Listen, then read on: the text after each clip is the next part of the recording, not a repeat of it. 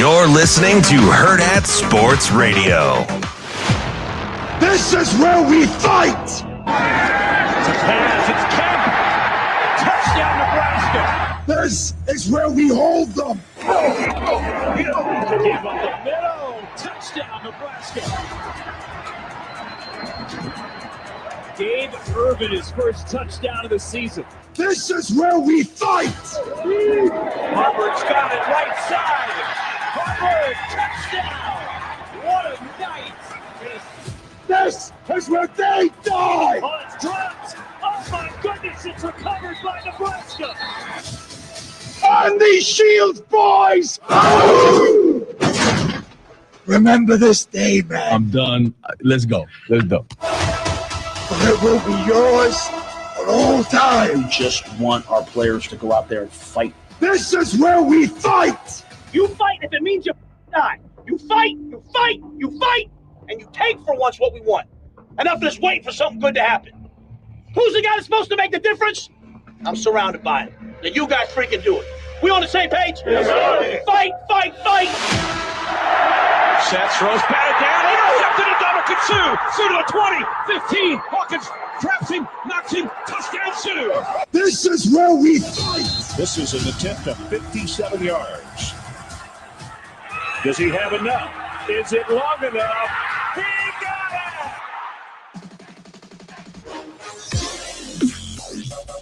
got it! Good morning. Welcome in here on Hurrdat Sports Radio, AM 590, ESPN Omaha, ESPN Tri-Cities. I'm Ravi Lulla. That's DB. We're live on Twitter, Facebook, and YouTube. And that fire open was by our guy, Shane Schillerberg. Well done, Shano.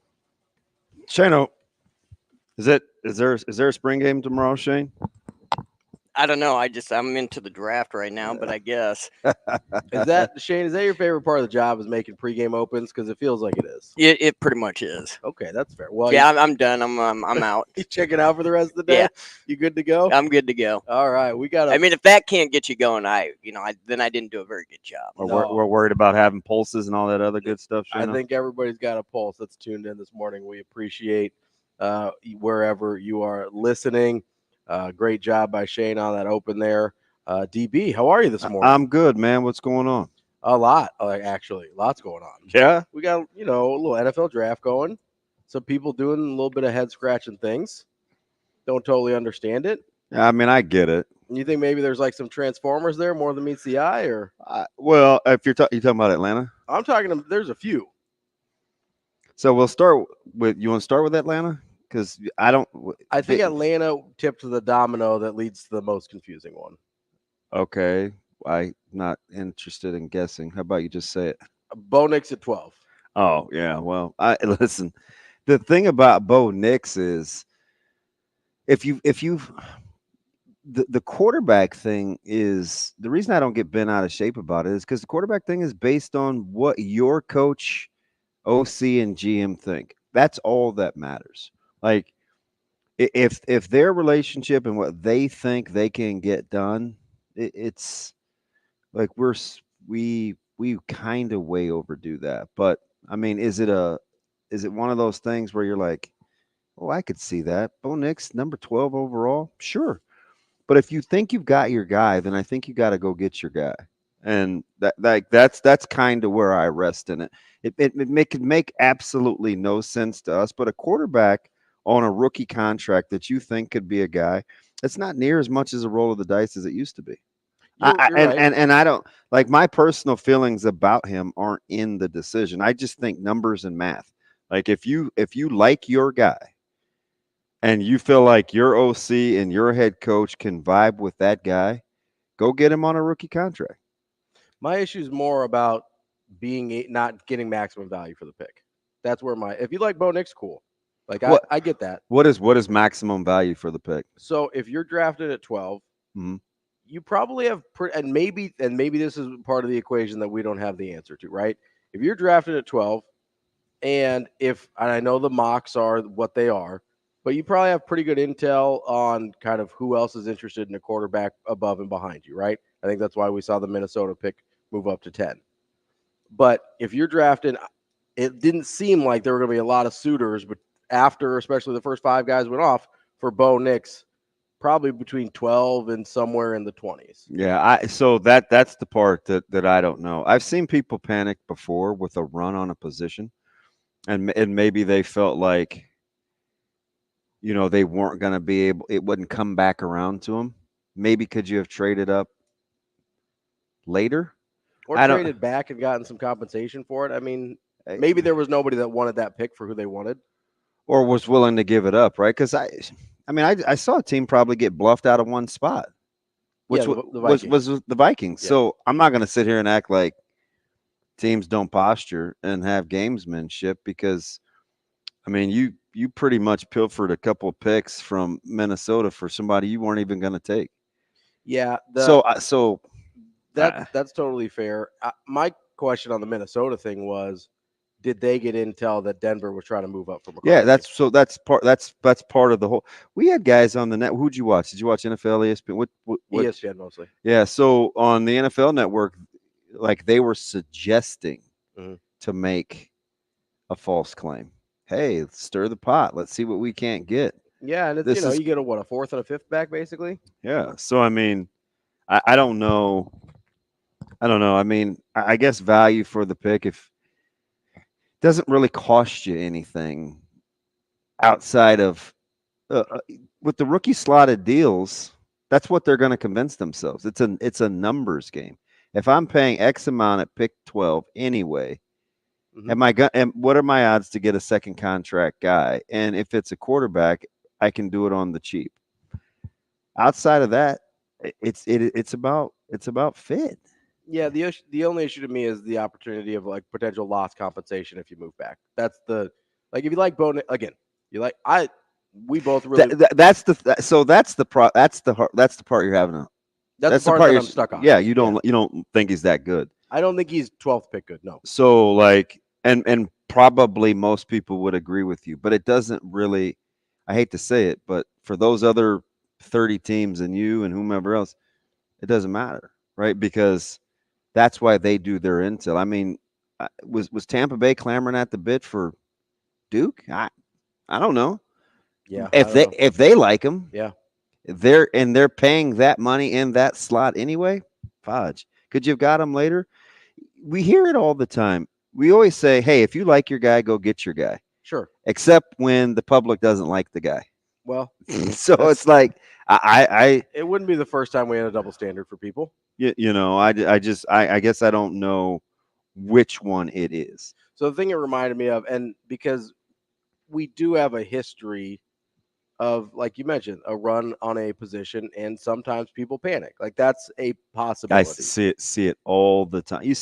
You could make the case, even though we heard a lot. Cynthia Freeland was huge on O-line and making a run, but we saw it happen full time with an alt went 5 when people didn't think he was going to go 5, and then people regurgitate things that they don't really give a whole lot of thought to, and you say things like, "Oh, it's an offensive league, and you need offensive guys." And here's the deal: it's cyclical. So if next year you have 3 pass rushers and they're bona fide, proven pass rushers, we won't be saying it's an offensive league.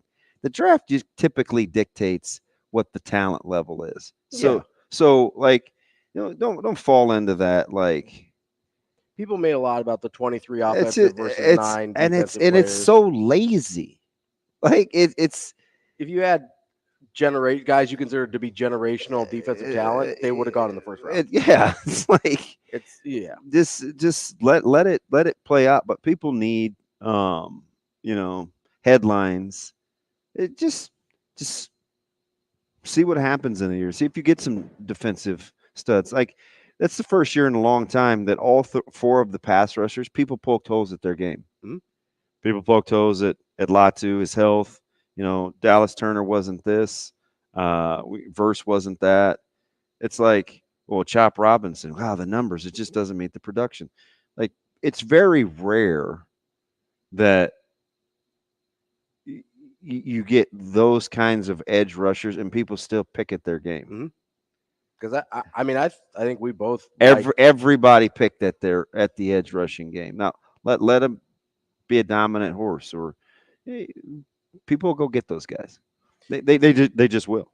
Yeah, if you had if you had a Will Anderson in this draft, he's not dropping to 17 or what? When did Latu go? First guy 13. No, it was more than that. Latu went. Is that 18?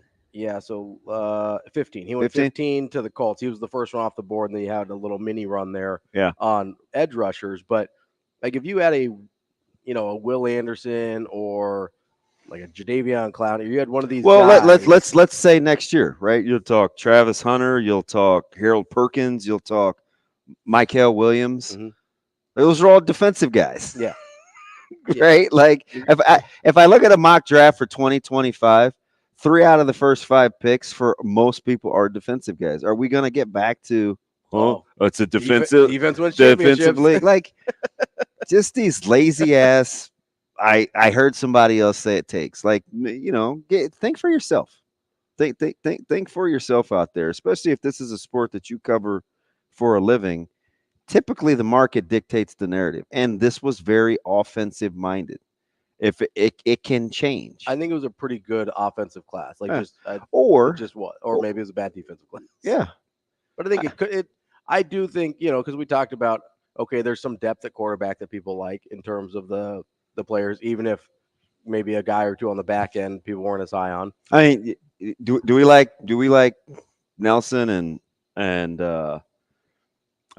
who's the Morrison kid out of Notre Dame? Benjamin Morrison. You got I think it's Nelson from the DT, or is it Newton?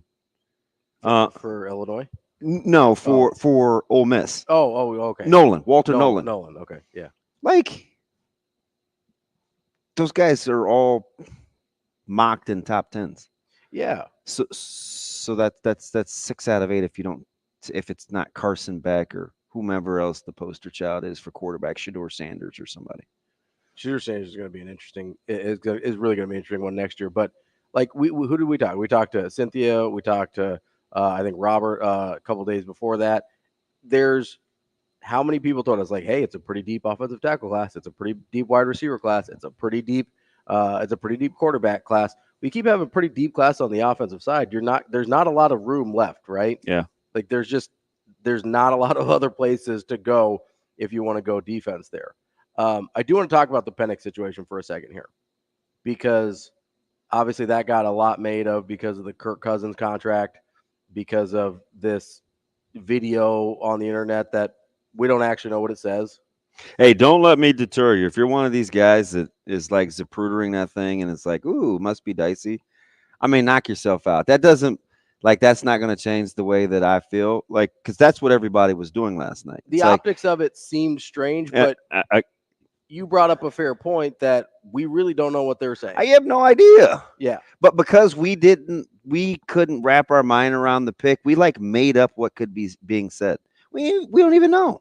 And it very well could be confirmation bias. I mean, that's totally that sounds about like what we do with social media. And the other thing that, as you're kind of talking through this a little bit, where did the film come from, or where did the clip come from, right? Like who took it, who put it out, and do they have a similar video of basically every other team in the league that just didn't get put out? Because I don't know. It seemed like most war rooms last night were high-fiving and they are in the initial moment and butt slapping. They are, and we didn't get that. We didn't get that part from Atlanta, even though that's what went on too. Yeah. So it's like, that's what I mean, right? So you've got the positive and the negative of both videos, and you just decide which one to put out. Yeah, you can kind of tell my mood is no nonsense, because we get so much nonsense and we just eat it up, right? It's like, oh, they post this, so it must, like, you have no flipping idea, and for it to like get the like, just think for yourself, man.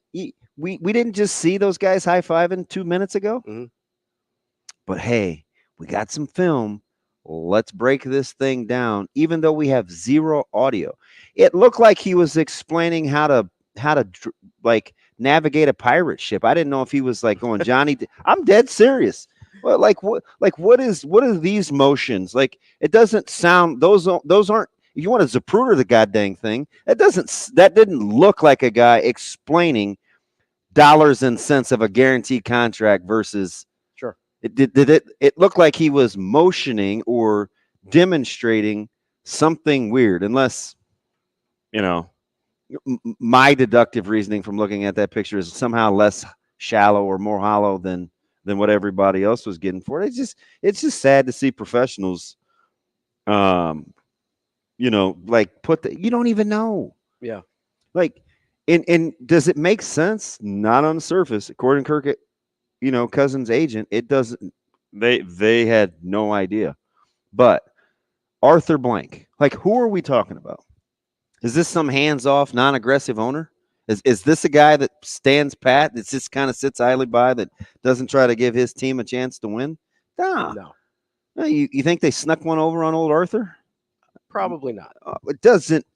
Track record makes it seem. Doesn't seem as plausible. Is there some value in having a pick like that and using it later for a trade like next year? They very well may have said to themselves, okay, quarterback rookie contract, Cousins is 36, because it's funny. This is what I absolutely love, right? We're so situational. We can't even remember what we said 3 months ago. When Cousins signed his contract, what was the big goddamn joke? Oh, Cousins still in the league blind, made more money than such and such. He's 37 years old or 36 years old coming off an Achilles. How do you even know how he'll come back? And I said, well, he's throwing. Did you see him out there on the tennis court? Oh, yeah. Well, I wonder why he was out there on the tennis court, man. Maybe it was the surface, yada, yada, yada. So we make fun of the money, and we're not sure if he's healthy. And Kirk Cousins is like committing grand larceny, and all those things can be true. Mm-hmm. And Atlanta could go and say and look at Penix and be like, "Hey, you know what? Again, another quarterback on a rookie contract. I just saw a team eat $82 million in revenue for a quarterback. I don't really know the fine line, the what I would be on the hook for dead cat money. But if Cousins all of a sudden gets old, or we don't like what's going on with where he is physically, maybe we have something in the bag. Do we need to get better on defense? Yeah, that's probably what our fan base is thinking, because we got a lot of offensive weapons. So is there a defensive guy that I see that I feel like would be comparable get back value in terms of immediacy of style of play versus banking a future quarterback and putting him in my stable? Could they have thought like that? For sure. Okay. Maybe they're not in love with Dallas Turner, right? That's the guy that was attributed. Apparently nobody else was either. Apparently nobody else was either. As he falls to 17. Okay. Apparently nobody else was in love with these edge guys either that go in the top 14 picks. And then maybe so does that make Atlanta that crazy? I don't know. Maybe. But we don't even allow ourselves to explore any other ideology. It's just, that doesn't make any sense, so I'm going to make it not make sense. You could also make it make sense. Fair. Right? Like, that's just how I think. But it also might not make sense. Hey, that's on the table, yep, right? It's on the table. And I'm not definitive either way. I like to give people opportunities to think for themselves. Right. And whatever people want to do with that information is totally up to them. I'm not owning that. But it's fair to bring up the fact that there might be way more. We're all grown, so I don't get into the fair, non-fair. You can do what you want to do, right? People on social media can do what they want to do. I don't have any problems with that. The issue that I have is, don't just take things that are force-fed to you and pawn it off as fact to the next guy, because people can make you dumber. And I feel like we have all these discussions, and we always let free thinking off the hook. All these discussions we have about committees and referees and college football playoffs and coaching decisions, we let people off the hook. Mm-hmm. And we just say, oh, man, well, such and such told us. Listen, you can't think for yourself.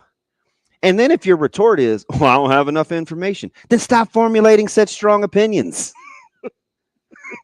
Right? It's like we let people be dumb just for the sake of, like, oh, they don't know any better. Like, at what point do you have to get better? Yeah, I mean, you probably do need to get better. It's like we want it both ways. We want shelter from stupidity, and if we don't know, it's no, nobody told me. It's like, okay, all right. But we can have hot takes and we can, but you at least have to entertain the fact it could be something different than the way that I think. I'll take it. Well, and we don't. I mean, Kirk Cousins is coming off a pretty serious injury. We don't necessarily know what that looks like in August or September, right? Like that very well could be part of the equation too. What if they're admitting to you that it's a bad contract? That they made a mistake. Yeah. Then it makes more sense.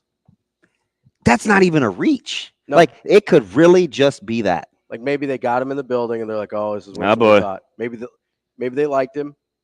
Maybe they looked at him. They're like, "Hey, we'll take a chance on this guy." I just think Because they didn't have- I just think it's hilarious that 3 months ago we weren't making jokes about the contract.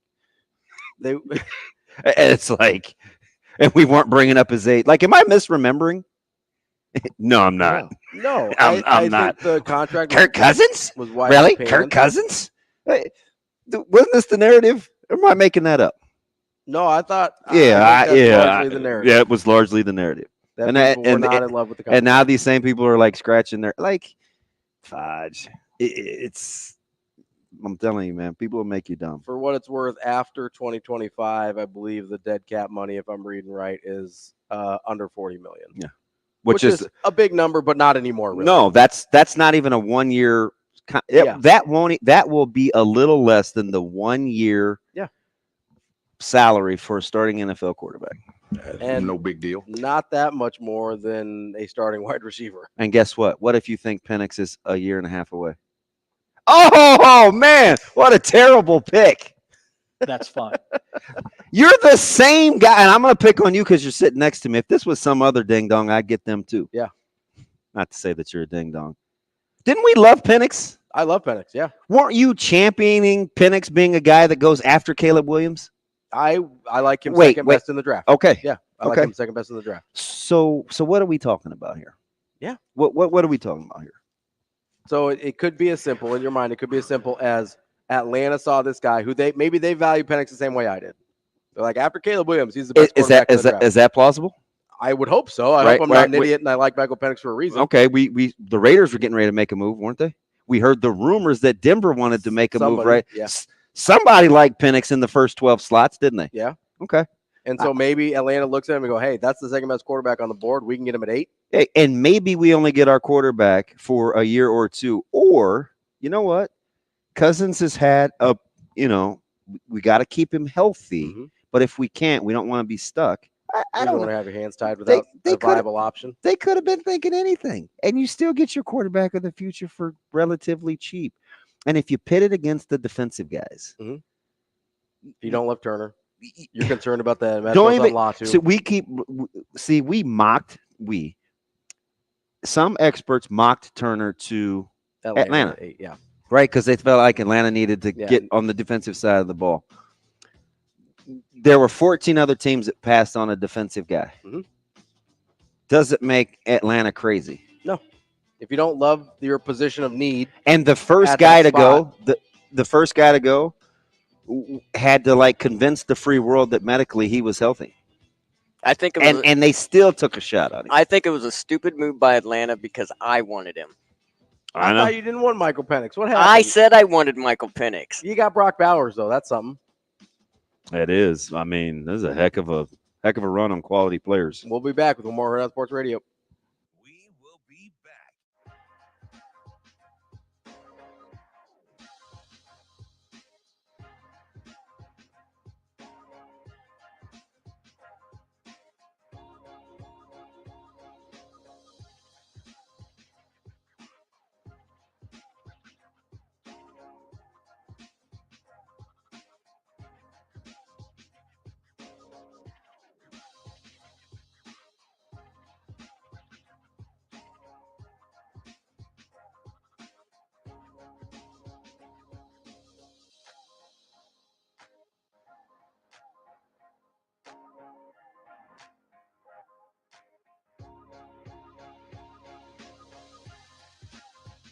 We will be back.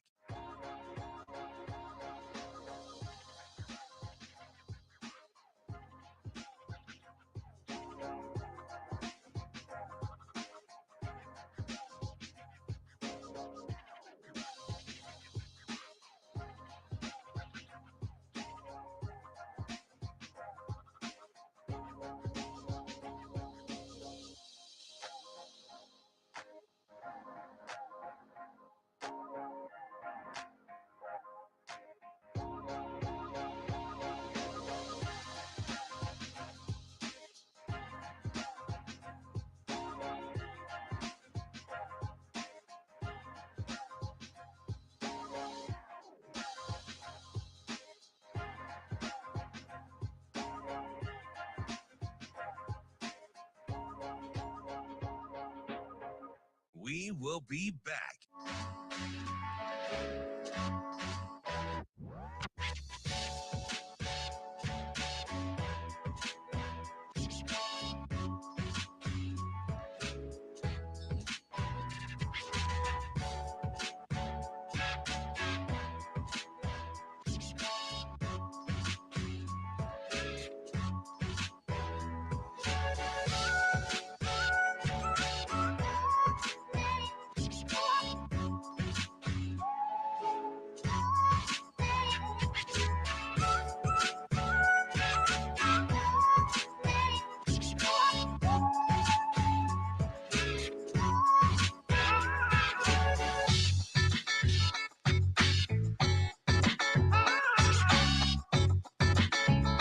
We will be back.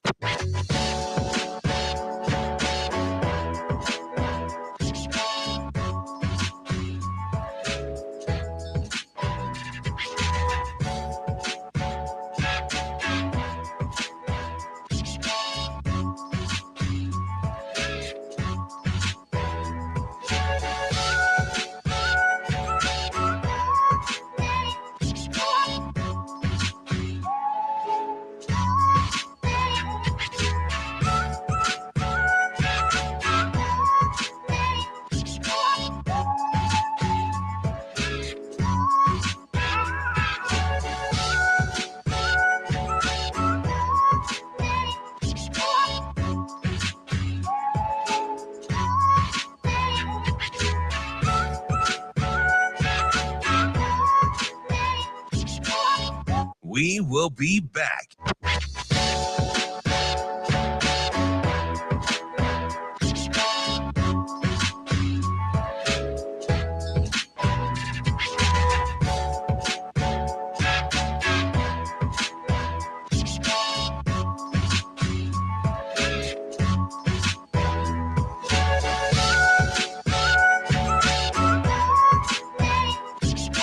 We will be back.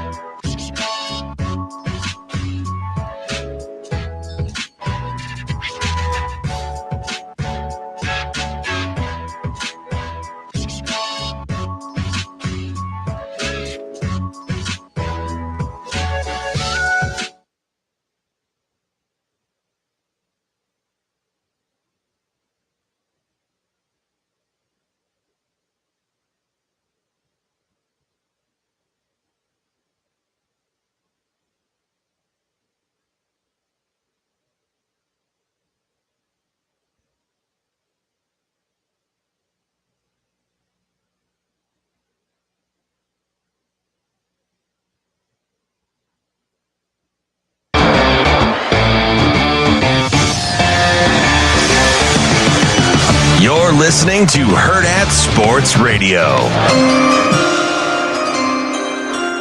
With the first pick in the 2024 NFL Draft, the Chicago Bears select Caleb Williams, quarterback, Southern California.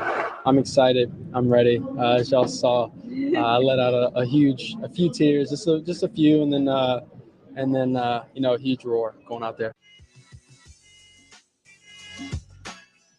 We're back here on Hurrdat Sports Radio, AM 590, ESPN Omaha, ESPN Tri-Cities. We're live on Twitter, Facebook, YouTube, here on the Pillar Exterior Stage. That's D-Beat. I'm Ravi Lulla, talking a lot of NFL draft. We've got Nebraska spring football tomorrow. It's going to be a good weekend here in the Big O-N-E. Lots of cool stuff. You got college baseball, hopefully, if the weather cooperates with us a little bit here. See if we can get some college baseball. I know Creighton's got a big series against Georgetown. They need to get going in conference a little bit. Yeah, about both teams. I just hope, man, we can get it in. Yeah. Today's going to be tough. Yeah. Tomorrow's spotty because tomorrow's after 1. I think so. So maybe you go early tomorrow. I don't know. I'm tickled just to be on the interstate if it's wet tomorrow, because you know how we get in Nebraska. That thing wet. We act like it's 24 inches of snow. It's not going to be a problem at all. I'm sure it'll be fine. Shane, don't mind me. I know there's nothing. I know you don't know anything about 24 inches. Oh, come on, Shane. Except for his step stool. I asked him yesterday. I wanted to help have him help me put the cover on my TV outside. It's not that high. I said, Shane, can you put your hand up? Can you reach up to? I was dead serious because it's So I have some. So it's kind of Velcro-y, and I need Velcro-y. So it kind of sticks. You need So I something need. else It would be nice. Yeah, it'd be so. Hey Shane, this dude wouldn't even like demo it for me to see if he could reach. He just sat there like a turd burglar and wouldn't answer me. So I have some new neighbors in my apartment building, and they're like you, Damon. They're like you. How? What's that supposed to mean? Here we go. Are they black? They're black. You got black neighbors? They like to leave the hallway window open in the middle of the night. Yeah. And it's been that way for the last week. So I have to take my step stool out there because the thing's 6 foot up in the air. I mean, I'm out there trying to. Zoe has a little. She has a little black and white stool. She get up to the sink. Wash your hands. That little son of a gun. Can you bring that over so I can borrow it? Yeah, but how come you wouldn't answer me yesterday? About when I asked you if you could help me put the cover on my TV. Oh, well, yeah. I mean, you literally ignored me. I did, yes. Wow. Shane, how many times did I ask, Shane? A couple times. He didn't even look up. He sat in that little stupid birdhouse over there. Come on, man. I work hard at school. I mean, people wonder why I'm in a mood, man. At least if people aren't stealing my material and pawning it off as their own, that pisses me off. I can't even get in a group picture because apparently I'm not smart enough to set my email up. And then I got people just regurgitating dumb takes. What I should start doing is just saying whatever the flip I want to, pawn it off as fact, and see who else takes it and runs with it. At least give your boy some credit, right? Yeah. Knock it off. Start playing some false stories out there. Yeah, knock it off. Yeah. Yeah. Fudge. See, better be ready to deal with the heat. You know what I'm saying? So, hey, how good was he? Man, he was on one yesterday. How about his walk off? Oh, I told you So Tuesday. Yeah. Oh yeah. He didn't think practice was very good on Tuesday. My guy was pointing at me in my chest. I'm like, and just why? to clear this up, because some of you guys I've heard are doubting my truthfulness.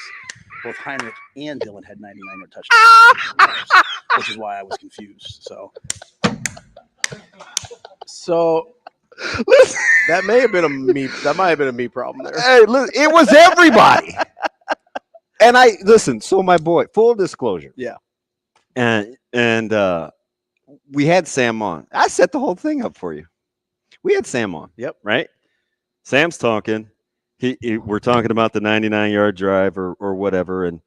And Sam kind of makes this joke about the worst offense in 50 years. And I'm like, I think when he said it was the best offensive practice he's seen since he's been here means since he's been context. Yeah, since he's been here, right? Like, I could totally see that being the case. And Sam even said, well, he's talking about Harburg because when I asked him the question, one of the staffers kind of mumbled, it was Harburg.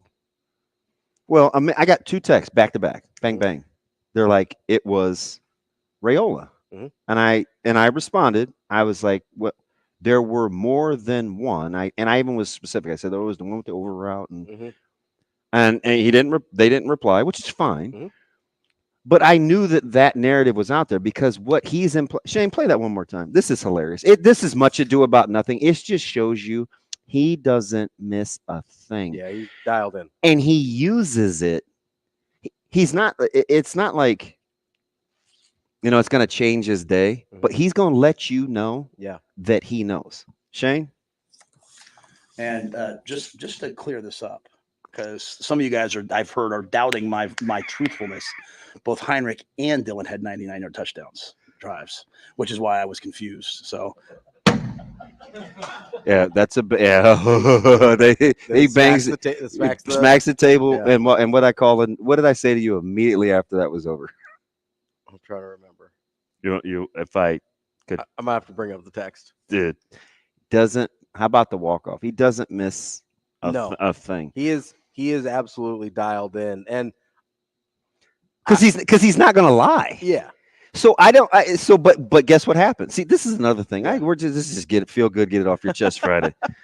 So what happens is because we think that he doesn't want to put Dylan Raiola out there on like a pedestal. we think he's sandbagging what he saw. Yeah. Right? Like that's essentially that's what's coming down to. That's what it comes down to. Because and granted, there were, however many people, 100 people there. People talk. Yeah. And they see what they want to see. They see some great pass complete. Like, what if, hypothetically, what if one of the plays on that drive was such a long pass, it wasn't really a drive, so he didn't really bring it up? Yeah. That could have been a thing too, right? Right, because there's a difference between 12 plays, 99 yards, and 3 plays, 99 yards, right? What's happening? Just don't question the integrity of what he's saying. Now, I have to take a little bit of responsibility here. Okay, knock yourself out. Because I am the one that's asked Sam the question. I was mostly doing it in jest. Like, if you go back and listen to it, I'm sort of making a joke. I go, do you really believe he doesn't remember who did the 99-yard drive? Mm-hmm. And I can't even answer that. Like, I sort of asked that jokingly to Sam, and he gave a real answer, which I appreciate because, I'm not asking jokey questions is not always the best interview style, but here I am anyway. So like I've got to take, I pushed the ball down the hill to get it to start rolling, but that was out there outside. I knew what.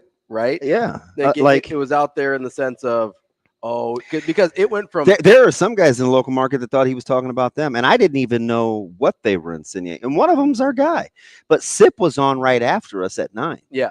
And so I felt like Sip felt like he was talking about him, and I wasn't even thinking of Sipple. Yeah. I heard it for 3 days. I think people thought he was like sandbagging the quarterback thing.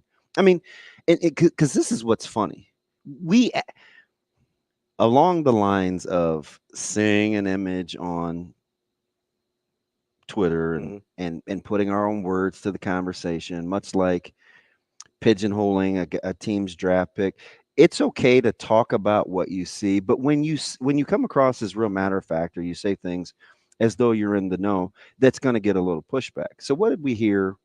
We even heard it a little bit from Mitch on what did we have? Mr. Athletic Wednesday, and it got you and I into a little off-air spat, which turned into on-air about can you tailor plays for success or lack of success because you want to keep the quarterback battle under wraps.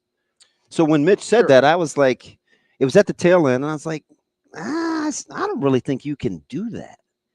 And Mitch was like, oh, come on now. Like, we've worked so hard to spring to make this a thing. There's no way that Saturday is going to be something to the contrary. And it kind of went into break, and I was like, I mean, it was he's Mitch. It was. So it's got me thinking. And then I said, we got to come back to that. Right. I said, we got to come back to that because I'm not sure you can do that. You can't keep a guy from making plays. And was my point. But the scenario that you painted when they opened the thing to the media, we had this. This isn't revisionist history. This is a real conversation we had real time on air. And you said, well, part of me wonders when the media was in and the quarterbacks played well. Hold that thought, because this is interesting. And I'm just telling you, it's things like that that the program, if they can get over the hump of, it's not about having rabbit ears or paying. It's can we have enough conviction in who we are and what we do to not be deterred by whatever else is going on out there, whether it's 4th and 1, whether it's a 1-score game in the fourth quarter, or whether people don't believe we are who we say we are. Can we just do us? But we're going to get back to that conversation. More Hurrdat Sports Radio coming up next. We will be back.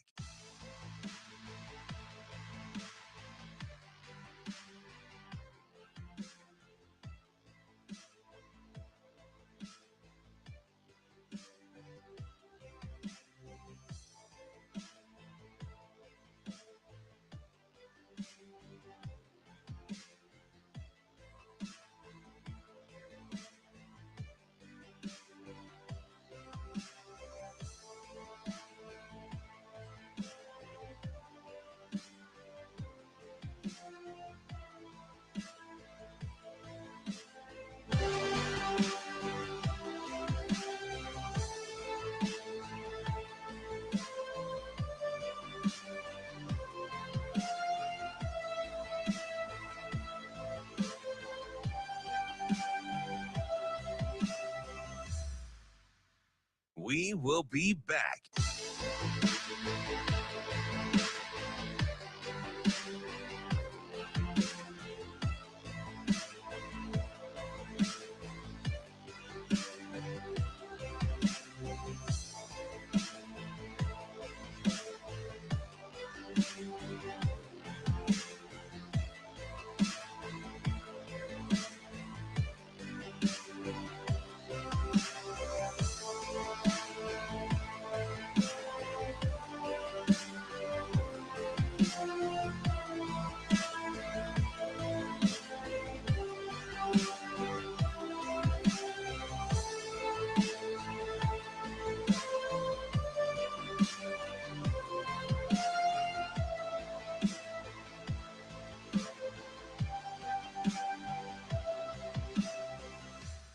We will be back.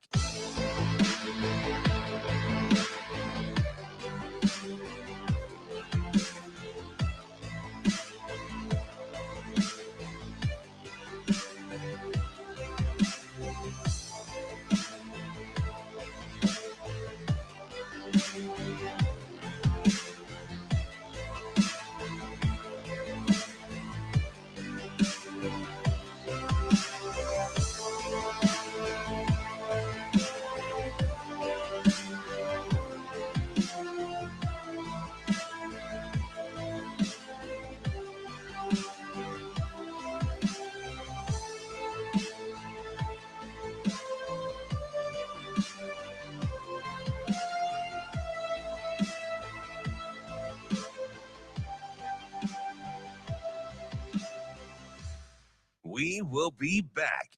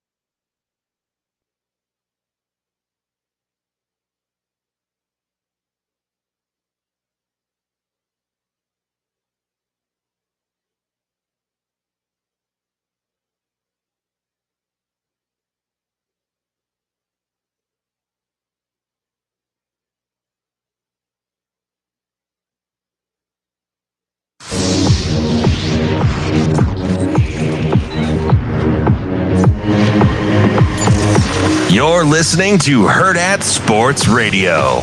Yeah, I didn't love Tuesday's practice. I didn't love it. I wasn't super happy about it. But I think that's the only time I felt that way. I thought, as I said, the defense did not have a good day on Saturday. So I expect Tony to come out raring on this Saturday. So, yeah, but I think our guys truly understand now what hard work is. They understand practice, and the more good players you have, when you have a lot of good players, the standard stays high, because if I'm not doing a good job, the next guy goes in, he does a better job than me, then I lose my spot. So competition is king. So. Wrapping up hour number 1 here on Hurrdat Sports Radio, AM 590, ESPN Omaha, ESPN Tri-Cities. That's DB. I'm Ravi Lulla. We're here at the Pillar Exterior stage, getting back into our conversation a little bit about some of the things people put out there that may or may not be plausible. And this is from people we like, right? We love Mitch. It's not even really a Mitch thing. Mitch isn't a. We have rested in the fact that it is going to be player X, right? And, we can say it like people. And so you're in one of two camps. Yeah. You either you're so far removed, but you kind of do this for a living, so you make light of it. You kind of joke because you don't want to put yourself out there. You're busy getting material off of message boards and stuff like that. Or you're kind of in it and you're watching it and you've seen just enough to like wet your whistle, and then you have conversations. So either way, like however you go about it, what happens is this like sentiment gets started. And this is Nebraska. It's the quarterback situation. And I've always said it's gonna get a lot of run. It just is like it, and you don't fault people for that. And so you got one or two ways that you can handle it. Maybe three. You can just open everything up, let people do with it what they will. You can lock it up, let people guess as they will. Or you can kind of sprinkle in both and hope that people can handle what they see. Now, what you don't want is, at least for like me personally, just for everybody else, because I don't want to not have anybody to talk to. So I want things as open and readily available. What's my favorite thing about Saturday? I just want to have the same reference point as everybody else. So that way you can have these. So I can have conversations because I want to talk about talk about football. Like I want to talk about player X or player Y or whatever. Like I want to talk about it. I don't want to have to not say anything all the time. And part of that I got to get over, which is I'll grow up at some point. Not today, obviously, clearly, but at some point I will grow up. But it's like I told you, like Tuesday was a mother. It was tough. I told you it was kind of hot, but not really hot. And it was after a scrimmage and it was like a real practice. The more I listen to him that I pit it against what I see, he's telling you the truth in these pressers.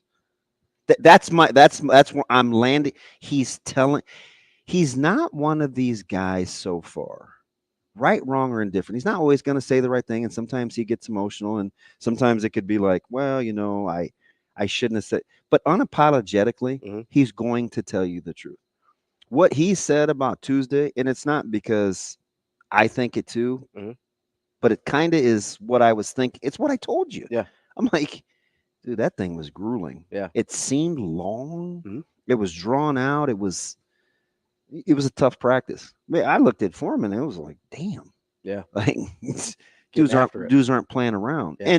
And I felt like, okay, it's close to game prep week. So this would be like a Tuesday work day. You have like a Tuesday work day. You have a Wednesday polish day. Thursday, it's like, okay, where are we? Let's fine tune. Friday's pretty active rest, but you're doing your thing. And then Saturday you play. They had family night last night. Team like they're following a week script. So the players are going to have to trust that they can come out of the back end of this deal. I say all that to say we had the conversation 3 weeks ago when the media got to see quarterbacks. And you said something to the effect of, what if he just had a good feel on who was going to do what? Yeah. Who was going to look good? And I go, that would be, and I'm real time because you had me thinking, okay, I'll entertain that. Like, your guys so well that you can kind of get a sense of how it's going to go. But then I said, that'd be a heck of a dice roll, right? Like you'd have to really know your personnel. You'd have to be to kind really of to mix and match and say, hey, I bet if I do this, this, and this on this Tuesday with an open session, this is what's going to be what comes out of it. And maybe it's not as calculated as that, but I still think he wanted people to see that Daniel Kaelin's good or that he's playing well, right? Like I agree with you. That's the chess move to me. I agree with you. Now, how much he manipulated that or anything, I don't know. Like that's probably too... It's just hard, right? Right, yeah. Because that would kind of be what Mitch was intimating. Right. And maybe that part's too like galaxy brain, but maybe he had seen... Because when we came back from the break and I said, that would be like, I even gave you the examples of like particular running plays, right? If we were in a spring game or practice and Clinton's getting like 54, 56 draws and 43, 47 dives, right? And I get, 42, 48 counter traps and 11, 19 walls. Like I have a better chance at success. Not to say that one play, like 54, 56 draws, fine, right? But it's situational. 3rd and 8, looks like pass. Yeah. Like, 43, 47 dive. It's inside run. It's usually out of 12 personnel. Like, it could go, but you're probably looking for a very specific, like, hey, I need 3 yards here. Right. Let's go get that. Like, we would know that. We would know that. In the room, you mean? Yeah. In the running back. Yes. You would know who was getting you would know. Like, if I'm quarterbacks and all I'm getting is 47 die pass, 2 delay flats, like I don't have a chance to really showcase anything. Yeah. So would you really do that to the quarterbacks? There's no way. My question, I don't think you're going to do it on Saturday. They would know. My question is, did they do it in a limited when they saw the practice? Because I think that's more plausible. No, I feel you. And hear my heart. I'm not saying that at some point you're not going to play to your running back strengths. Sure. Like you probably rather give me 40. I was a better inside runner than I was on the edge. So you don't want me out on the perimeter because I'm not running past anybody, right? You probably want AG in space or you know what I mean? So you'll eventually play to people's strengths, but it still has to be within the context of what your offense does. Because what you don't want to do is be the guy that they put in the game and you say, well, I can only call these plays. Yeah. See, that's what happened to him last year. Yep. They got painted into a corner. It was dictated to them. So by the quarterbacks they had in the room. So you want this to be what he's telling you. Yeah. You do. You do. You just do. You don't want them to be at the mercy of who's taking snaps. My thought it's a miserable place to be. Yes. And especially when it's for the negative, right? Like sometimes you're at the mercy of the person taking snaps because that person's so dynamic. Like Washington, if Penix had gotten hurt last year, would have been at the mercy of the person taking snaps, right? Now they probably could have run the same offense, but it wasn't going to look the same because it's Michael Penix, right? Last year, Nebraska was in the opposite situation where they were at the mercy of the fact that it didn't really seem like any of the three guys were able to do, to the degree they wanted to, run the offense that they wanted, right? Like, so there's one of those to the positive and there's one of those to the negative. Obviously, Nebraska was on the negative side last year, and we don't know what side they're going to be on of that this year, right? Because we don't know if Kalen or Rayola or Harburg are ready to go yet.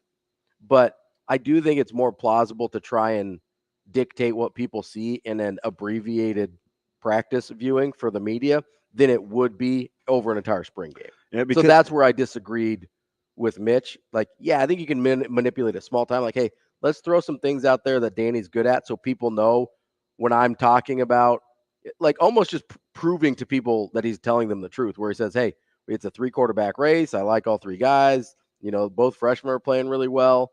And it'd be like, see, I told you. It just seems like this last week we've kind of been couching the fact that it's going to be DR, and it very well may be. But do you know where people got that from? 2 days of practice, a Thursday and a Saturday scrimmage.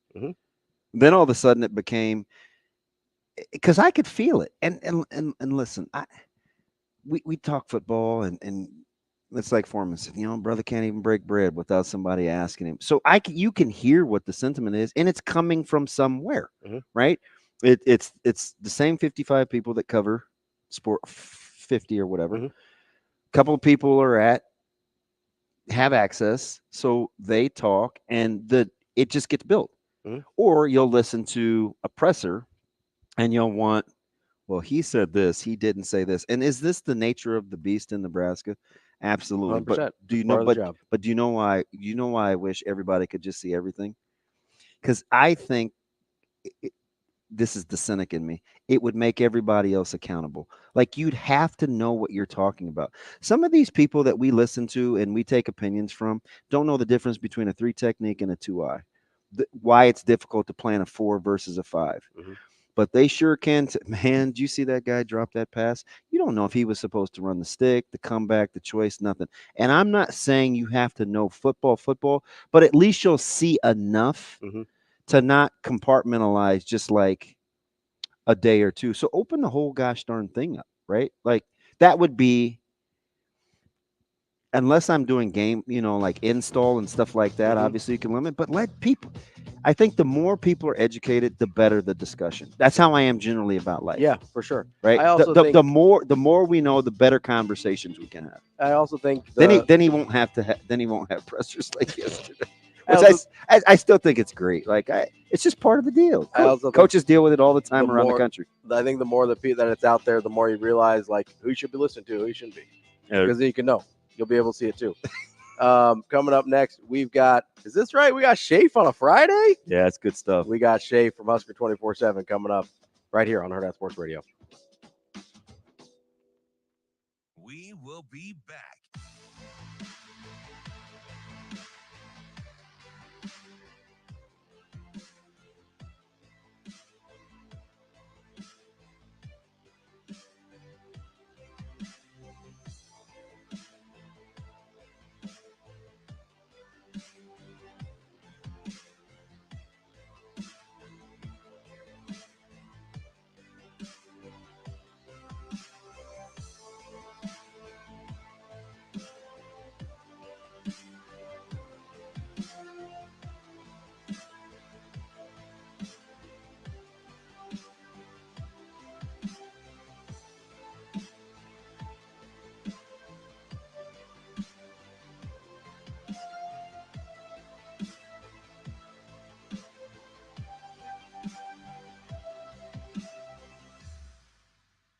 We will be back.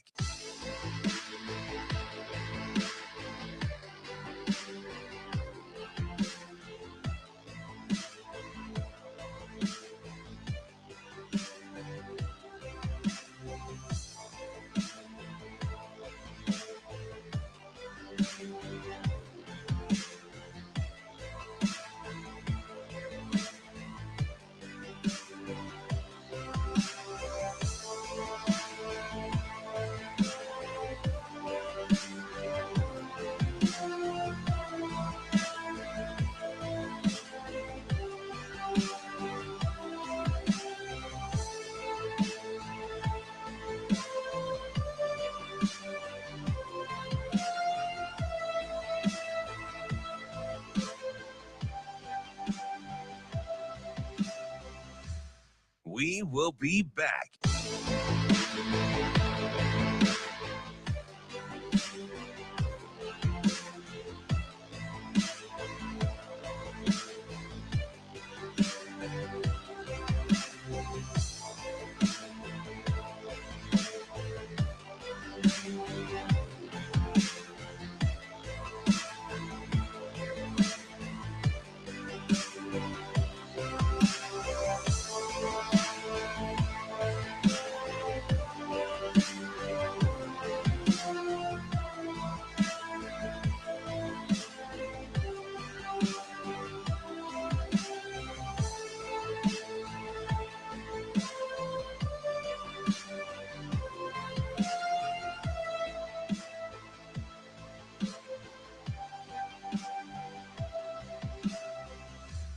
We will be back.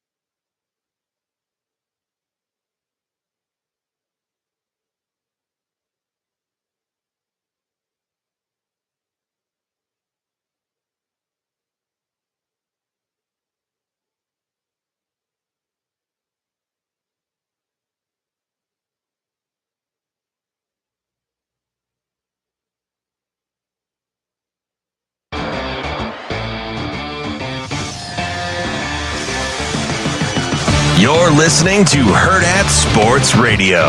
And what am I looking for? I'm looking for a high standard of football. You know, like it can't be like last year where, you play well for a while, then you start fumbling the ball around. I don't care if you're a 2 or 3, whoever. Like the standard better be high. So if it's ugly, then we didn't accomplish what we wanted to accomplish this spring, right? So I'm expecting us to play really good football, and I look at this. A lot of people look at this like it's like a throwaway, like it's a celebration. I don't. I look at this like it's football, and I expect us to play good football and watch you guys compete.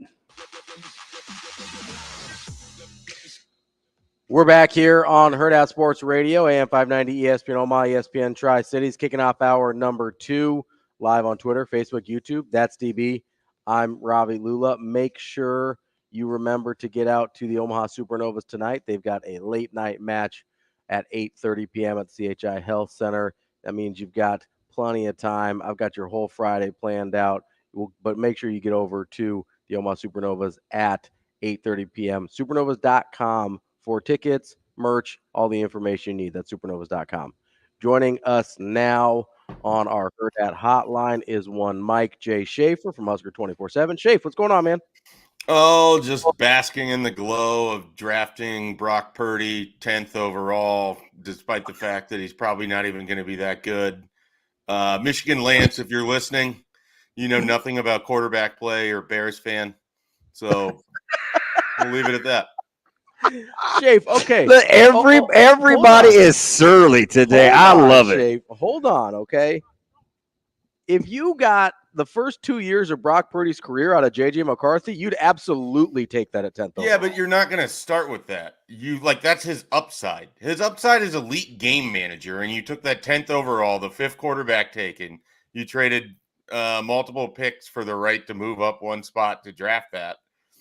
And again, when there's a statistic out there that you have the lowest total production of passing or rushing in individual season going back to Joey Harrington in 2002 of any top 10 quarterback selected, that's like really, or top 10 pick selected as a quarterback. That's kind of concerning. You don't want to be in a sentence with Joey Harrington. Shafe, I just have a weird feeling. I'm going to hold you to this. And you can. Look, I hated the Justin Jefferson pick. It's not like I have this sparkling track record over it. In 2 years, you're going to feel a lot different. You're going to feel a lot. You're right, because in 2 years he's going to be traded for a conditional 6th-round pick because that's what happens to quarterbacks who don't work out in the first round. Are you just having Christian Ponder PTSD, or what's happening here? A little bit. I don't love the idea that everyone knows that you need a quarterback. So you're like, all right, we're going to take the 5th guy that's there, or the 4th guy, because the Falcons inexplicably took Michael Penix after they signed your former quarterback for $150 million. But that's a different conversation. So it's tough for me to look at it and be like, all right, this guy who everyone agreed before really the draft process got underway is a day 2 pick. He's got some limitations. He's going to need some time because he hasn't. Wait, what? Who's the day 2 pick? McCarthy? Yeah, he was viewed as a day 2 pick going into the combine. This is okay, because this is kind of where I get lost. So are like the 20 other teams that were rumored to want McCarthy, is it just a smokescreen too? Apparently there's a smokescreen. Apparently there's something there, isn't there? Or you just are that? I mean, he was a 50-50 pick between him and Drake May, and then he went 7 spots later, and Michael Penix went above him. Like, I don't believe any of the draft chatter about who liked who in the draft, because I think it's all somewhat purposeful and strategic. Agent posturing mostly. I think there is a lot of agent posturing that goes on throughout this. And if you listen to the Vikings GM, they definitely weren't interested at all in Justin Herbert. Never made a phone call to the Chargers to talk about him. So you don't know what anyone's actually doing or thinking. I'm just having a tough time getting excited about a quarterback who, again, statistically, you get a sentence with Joey Harrington. It's hard for me to get fired up about that. Mm-hmm. And then you have people who tell you like, oh, well, it's a great fit. Like, yeah, they have a lot of good offensive pieces. That's why you'd want a quarterback that has thrown for more than 89 yards against Penn State in a conference game. Wow. You'd be a little bit more excited about that, wouldn't you? Wow. You got a really good offensive head coach, and that scheme is, I don't know, Shafe. We'll chat here in a couple years. I'm excited about Dallas Turner because, for J.J. McCarthy to be successful, you've got to have a good defense. History's shown that. I mean, that's shown that for almost every quarterback in history. Oh, that's okay. But Shafe, I don't know, man. All those picks of offensive guys, it's offensive league. It says more about the league than it does the lack of quality defensive players in the first round. Yeah, I think it was also a fairly special first round, right? I think I was being sarcastic. I agree with you. I just hated how It's an offensive league and poor woe is me defensive guys. And I'm like, yeah, just take a gander at the mock draft next year. Like 7 of the top 10 picks are all playing defense, and nobody's going to tell me it's a defensive league. Like, well, and cut the crap. I think a lot of it is you could have made the argument any of those receivers that went in the top 10 could have been the number 1 overall receiver to go. I mean, in some years, Marvin Harrison could have been the number 1 pick. I think both, if maybe not all 3 of the offensive tackles that went through the top 11 could have been the number 1 tackle in a given year. I mean, Joe Alt could have been the number 1 pick in a given year, depending on what a team had or needed. It just felt like there was a lot of really special offensive talent high up there. And then there was teams that needed quarterbacks, and that pushed a lot of players down. I mean, I don't think anyone thinks Michael Penix is the 8th best player in that draft, but he went 8. I don't think people think J.J. McCarthy is the 8th most talented player, but he went 10th. Or excuse me, 10th most talented player. And so that all just adds up to the defense sliding down. I forget who got Jared Verse, but that was when the Vikings traded up. That's who I wanted. The Rams, maybe. Yeah, the Rams, because he's in my division. I'm not thrilled about it. That's who I wanted when I saw the Vikings had traded up. But I'm good with Dallas Turner. I like Jared Verse a lot. But Schaefer, I want to switch gears to Nebraska here because you want to talk about the spring game? I want to talk about the press conference before the spring game. Okay. Schaefer, we need to go get breakfast. We're kind of in the same mindset. Schaefer, Verol was in kind of a feisty mood a little bit yesterday, especially towards the end of the presser. When he kind of unprompted brings up the 99-yard drive and like claiming, some of you guys think I'm not being truthful out here. Like, did you take that as kind of a shot at people who do what we do, or like, how did you process that? I don't know. I saw some of I think it's one of those things. If I would have been in the room, I'd have maybe a stronger opinion on it, but just reading it or listening to the audio of it, to me, it just sort of feels like we've had, we're at the end of spring. Like we've had a lot of the same conversations. We've asked a lot of the same questions. You don't really get a ton of answers in spring football. It's an opportunity for growth. It's an opportunity for repetition. It's not, an opportunity to crown kings and to declare victory or anything like that.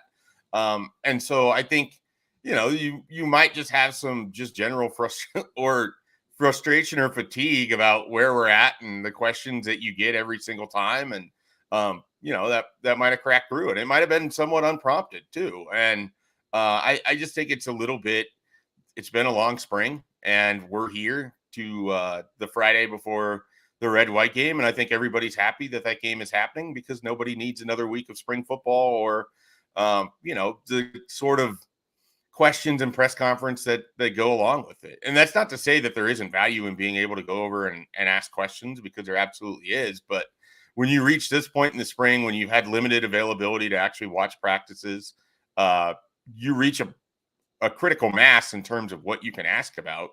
And I think everyone feels it at some point. To me, it felt more like just sort of spring fatigue than it did anything else. But I could have the wrong read on that for sure.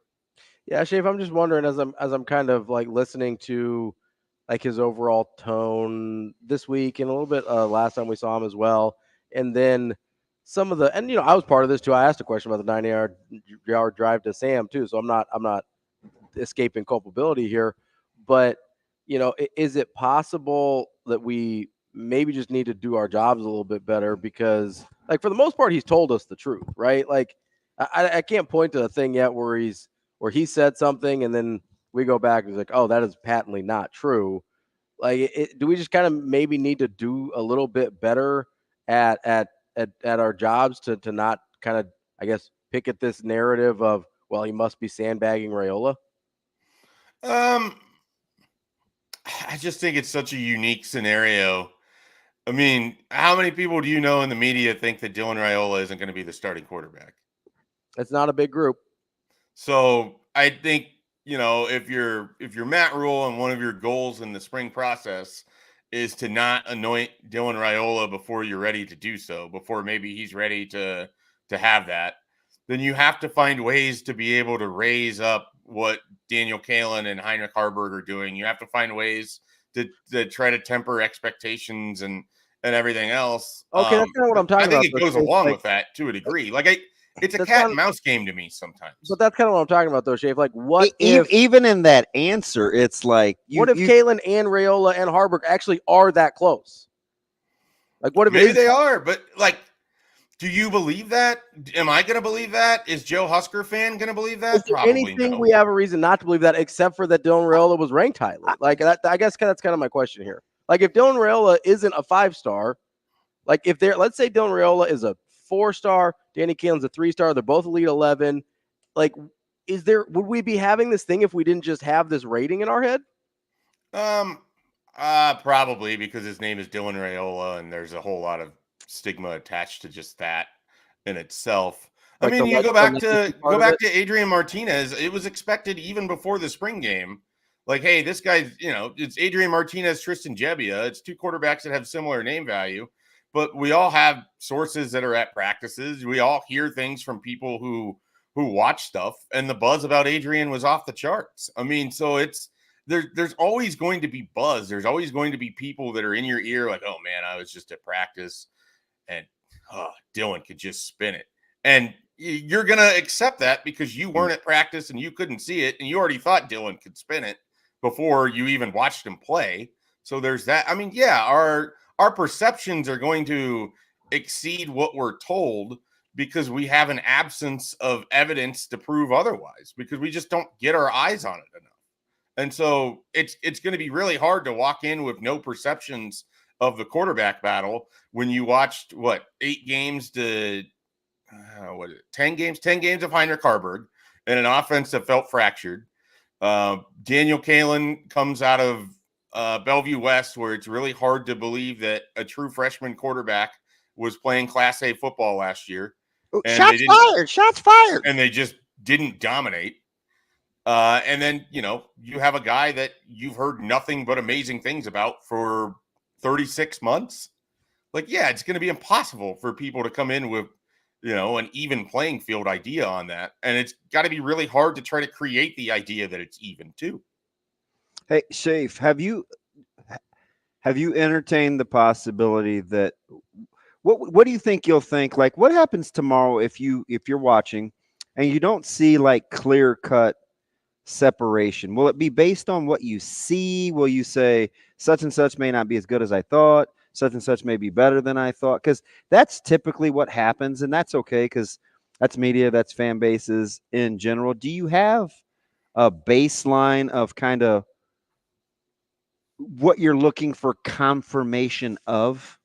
A lot of times our takeaways are based on what we thought going into.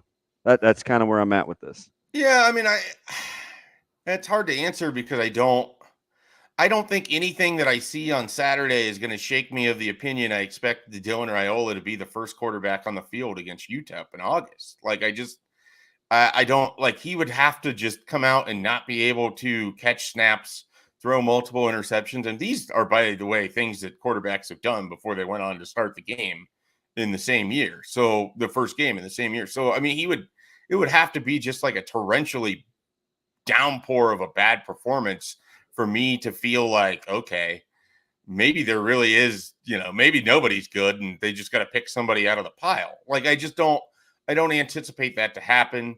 I don't go in with any real expectations. Like, I've joked with people this week, it'd be really funny to me if he just turned around and handed the ball off 25 times, threw like 5 check down passes and left. And that was your experience of Dylan Raiola. I just don't know that we should make as much out of the spring game as we do.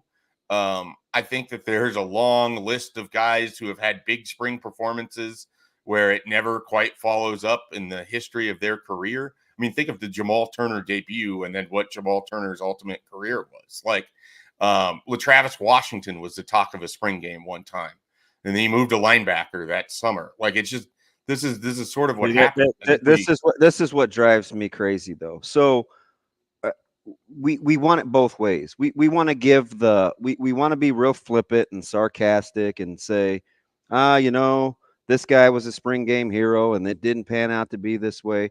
Yet we clamor for information because we want to see. Like, can't we just take things in perspective of what they are?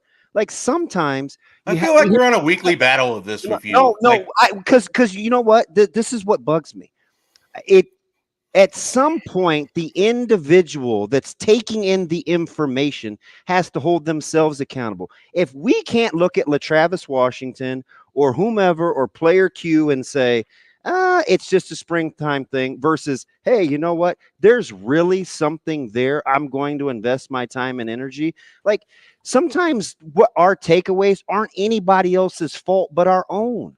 That if that's a weekly battle, then let's battle our ass off. But at some point, we want our cake and we want to eat it too. We want it to look like this. We want it to be this. We want football. But then if we get football, it's I'm not going to do too much with it. Like a couple of things can be true at once, and it's fluid. We paint these scenarios because we have PTSD, so we just are cynical about the whole thing. But if we get it back, it's, oh man, it's petty. They got rabbit ears and stuff like that. Like, why can't the individual just own their own outcomes? Like, I don't think that should be a battle. It just sounds like life. I don't know that it should be a battle either, but we're talking about a spring game. Like, we've already made more about this than we need to, Damon. Like, it's one data point in 15 practices. It's the one where the public gets to go and watch it. And it's always going to be the one where people take the strongest takeaways from because it's the thing that they get to see the most of. So they're going to make their calculated decisions based off of that. We're going to write our stories based off of that. You're going to have your radio shows based off of that. And yeah, there might be other data points along the way, but that's the thing that people get to watch. And that's the thing that people want to talk about. And that's the thing that people have inherent, I don't know if I would say firsthand knowledge, but first eye experience on what they watched. And that's what creates the conversations. Like, we don't have to make more of this than we do, but we're sitting here talking about a spring game. But Schaefer, I don't think we are, though. I don't think. I don't know who we in this scenario is because sometimes you start questions with me where it's Mike, the media member, Mike, the football watcher, Mike, the fan. Like, are you talking to me as I'm a member of the fan base? Do the fans need to be better about? No, just as a guy that likes football, like just that. Like, I don't really give you a name. It's just somebody that I like talking to because of opinions, right? I get that, but sometimes I feel like I'm sitting in here as a firing squad for anger that you have with how people watch football, and I don't understand what the answer is to give you.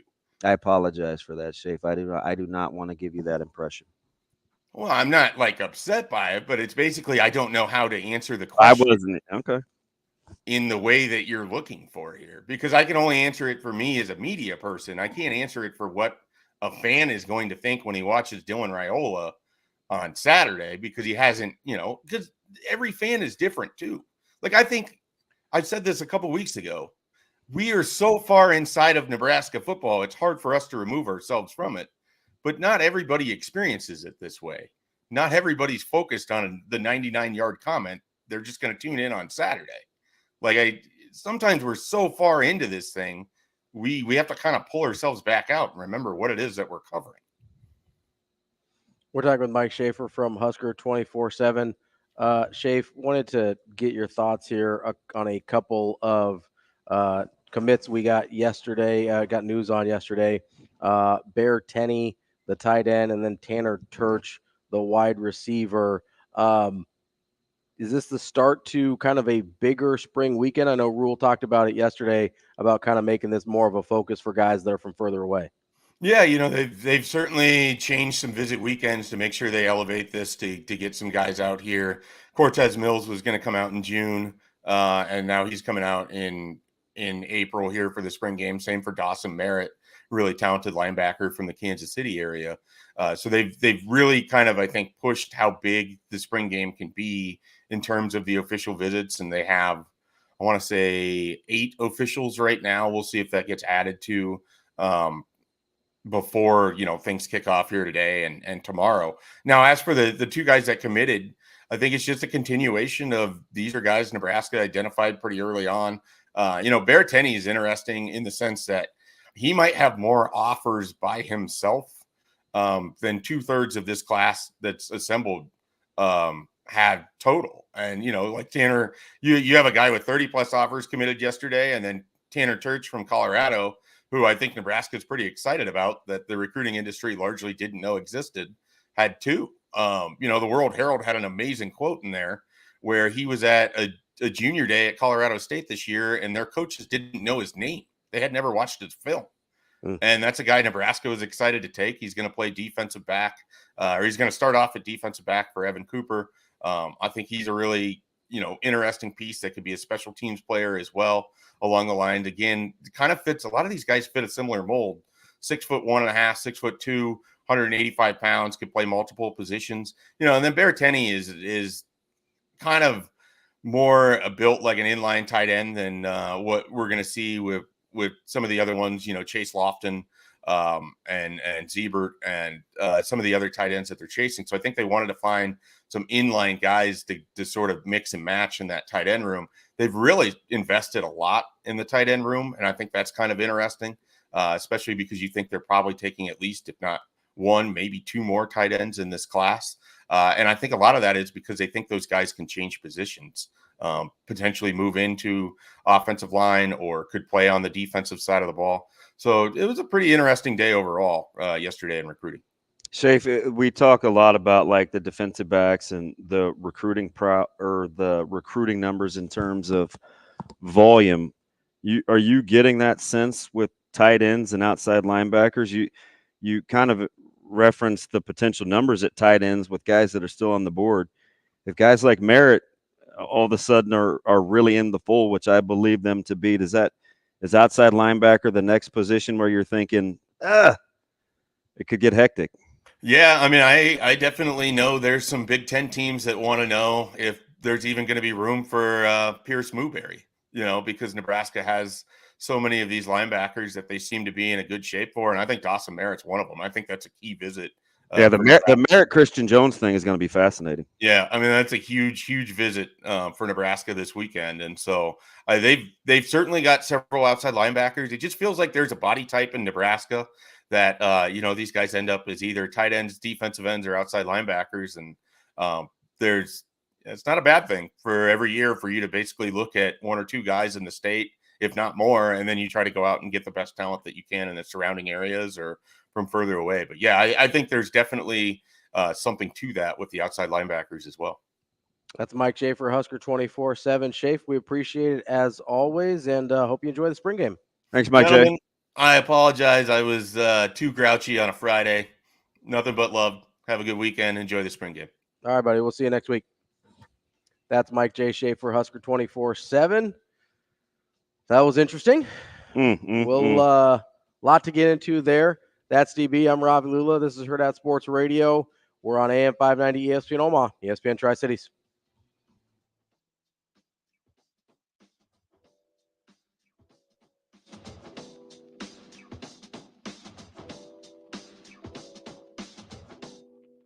We will be back.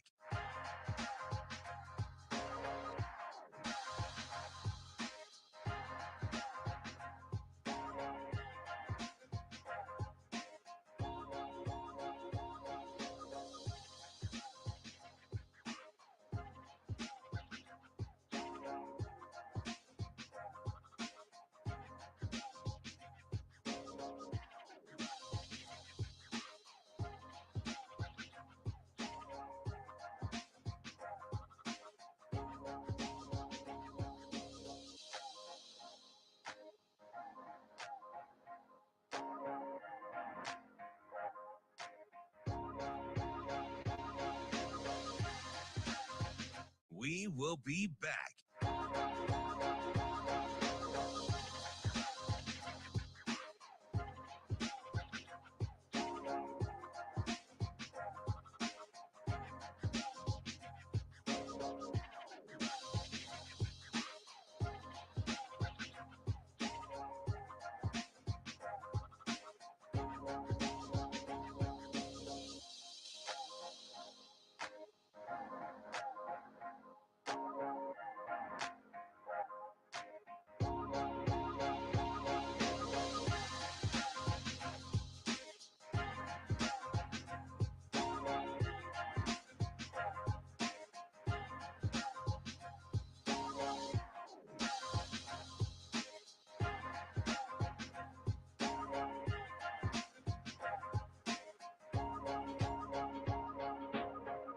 We will be back.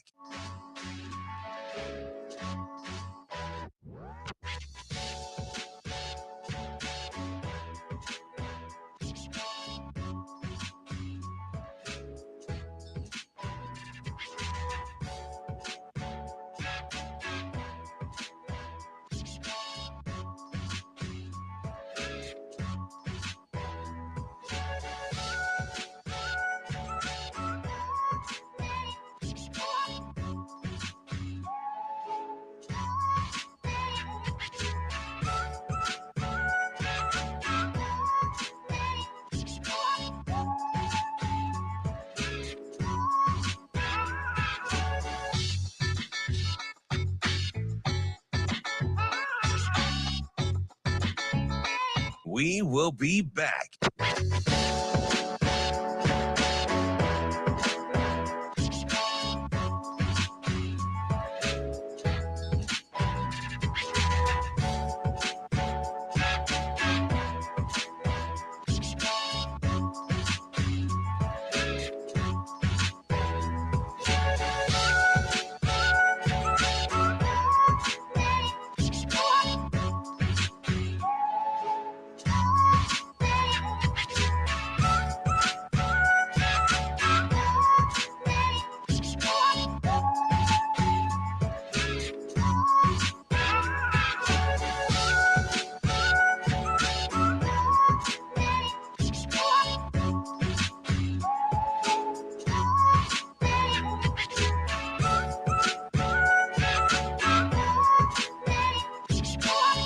We will be back.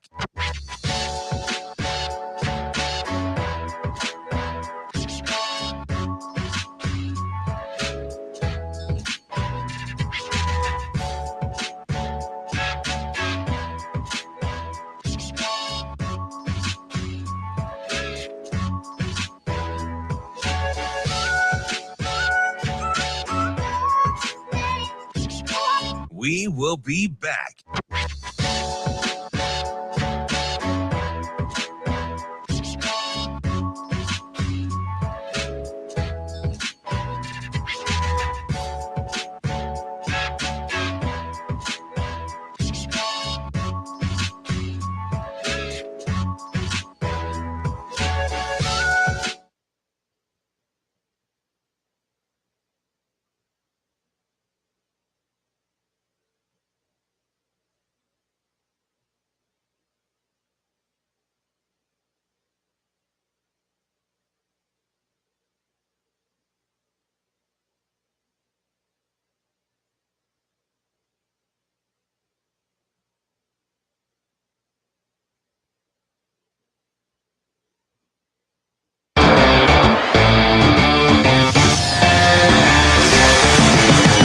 You're listening to Hurrdat Sports Radio. He's wearing the number 22, guys.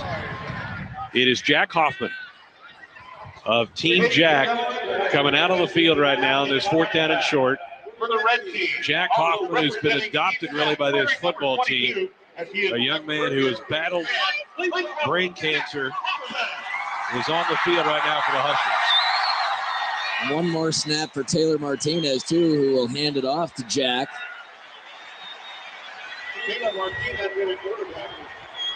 So Taylor gets the shotgun set, gives it to Jack. Here he goes. He's got blockers out in front. There he goes. He's running the midfield. Listen to this crowd as Jack Hoffman, the young man that, as I mentioned, has really been adopted by this football team, just scored a touchdown. Oh, wow. What a moment. And both benches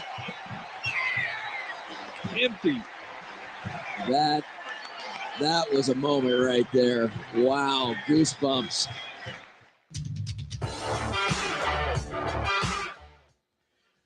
We're halfway through the show here on Hurrdat Sports Radio, AM 590, ESPN Omaha, ESPN Tri-Cities, live on Twitter, Facebook, and YouTube. That clip you heard, obviously, the origination of the Team Jack Foundation. It continues tonight here at Hurrdat Sports Bar and Grill with the Team Jack live event. We've got Amir Abdullah, Kenny Bell, and one Nathan Gary. Going to be here at 5:30. Doors open at 5. Make sure you go to eventbrite.com, search for Team Jack to RSVP to the event. All proceeds go to the Team Jack Foundation.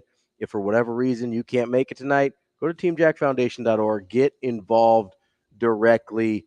But great job by Shane having that clip of the original, where it all started. I remember looking at I DVR'd the spring game that year. It was one of the first years it was televised on, I think, BTN. And I'm looking at the box score just to kind of see what, it's a spring game box score, and I'm a dork. So I'm looking through the box score, and I'm like, man, I don't remember a running back named Hoffman, because they put him in the box score. Yeah. And I'm like, I don't remember a running back named Hoffman. And then I kind of get on Twitter and figure out what happened. But super cool moment, obviously, super relevant here as the spring game comes up, and super relevant as we've got Team Jack Live here tonight. So make sure you get involved and get here. Eventbrite.com, search for Team Jack to RSVP. I'm trying to get a good picture of the pictures that these guys will be signing tonight. They're pretty sweet. I can't, the whole glare thing might be a thing, but they're super cool. They're real sharp looking. I love the spring game personally, because I like football. It's the same way I kind of felt about Summer League basketball back when Creighton would send their true freshmen there, they sent everybody, but I would get really excited about seeing the true freshmen, or maybe guys that hadn't played a ton the year before. And people used to push back on me all the time. They're like, man, what? I would go every week. I was religious about it. I used to sit there with Johnny Attell all the time. I loved it. Me, Matty DeMarinas, Jacob Padilla. That's like part of where we became really tight. Like, we ran into each other at Creighton games, but you can chat a lot more at Summer League, talk about what you're seeing and whatever. That's where I decided I thought Kyrie Thomas was a real dude. That's where I looked and I saw Manny Suarez wasn't going to cut it. Like, oh, the bully? God, he used to drive me crazy. He was mad about everything. He was. And I think the biggest one is he was mostly mad. He wasn't very good at basketball. But, but people used to give me a hard, sorry, that's a shot. Wow. He's probably not listening. People used to give me a hard time. They're like, why do you spend so much time doing this? And you're like, you can't figure anything out from summer ball. I was like, yes, you can, right? You can't take the fact, like, Kyrie had this run going into his junior year in summer ball where I think he broke 50 points 3 games in a row in the same night. Like, it was something to that effect. I think he either set or approached the summer league scoring record in 3 consecutive games over the course of one tournament night.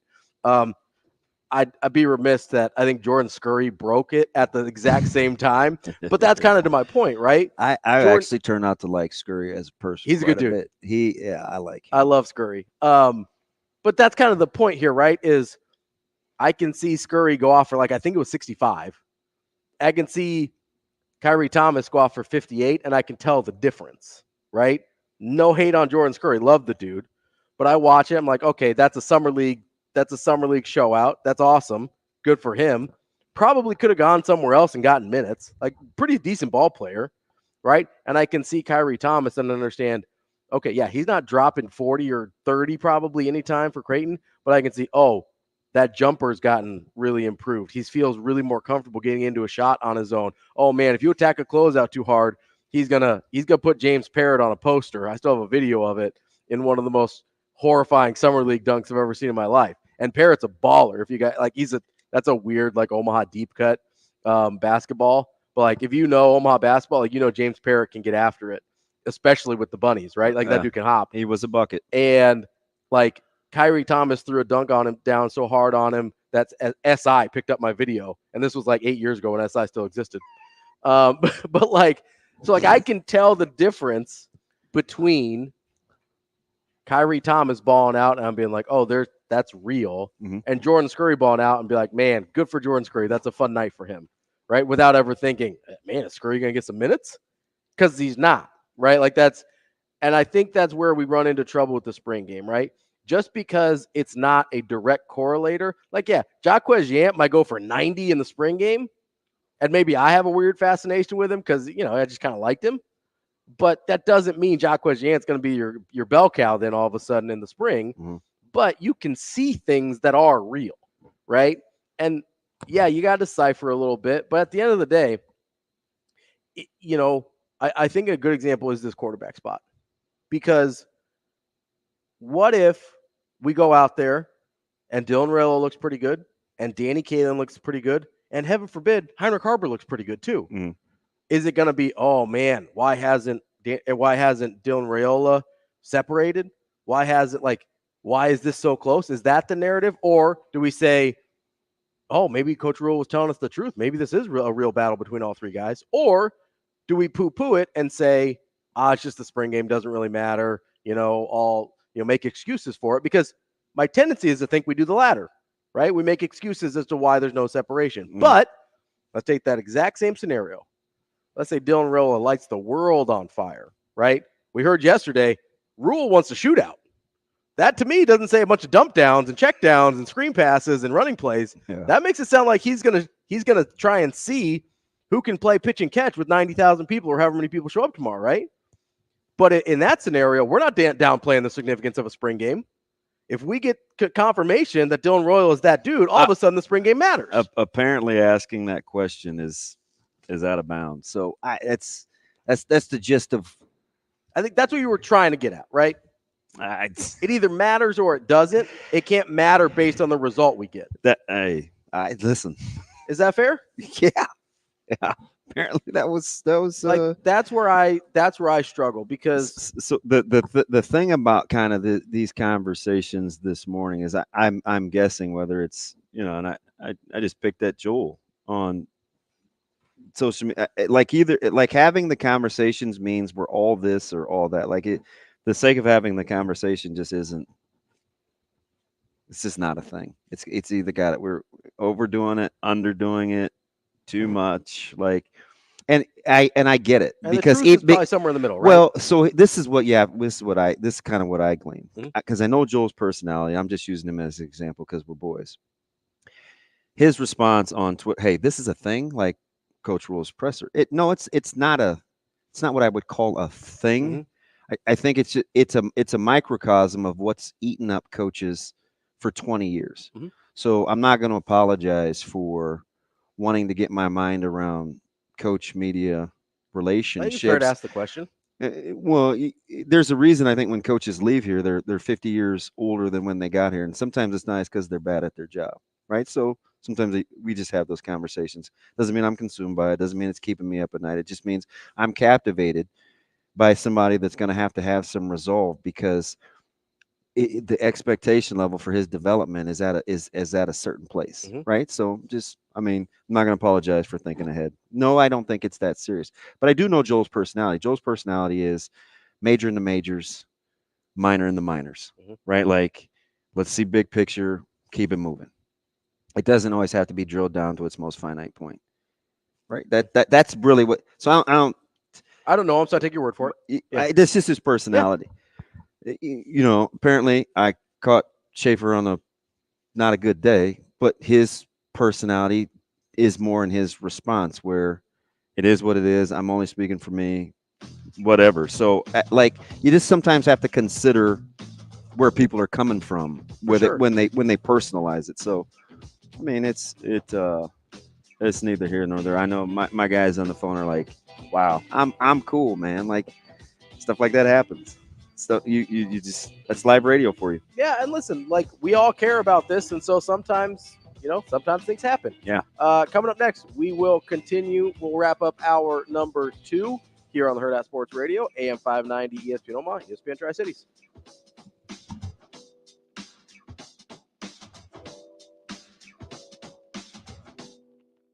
We will be back.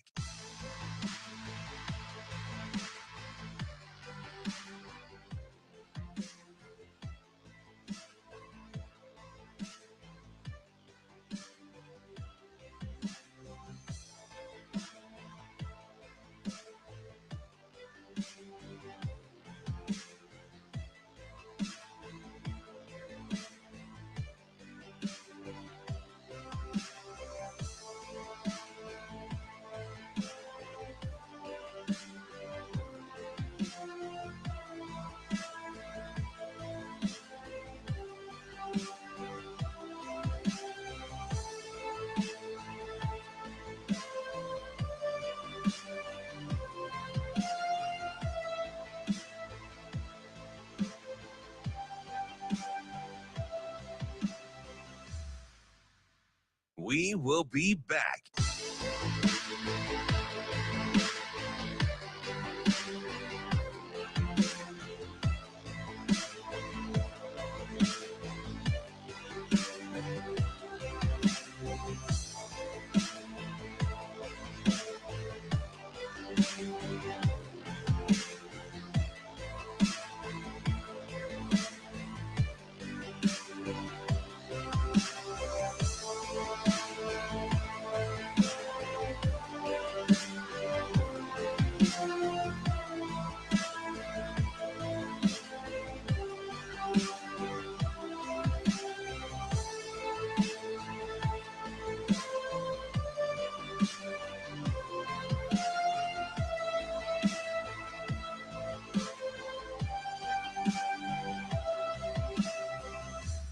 We will be back.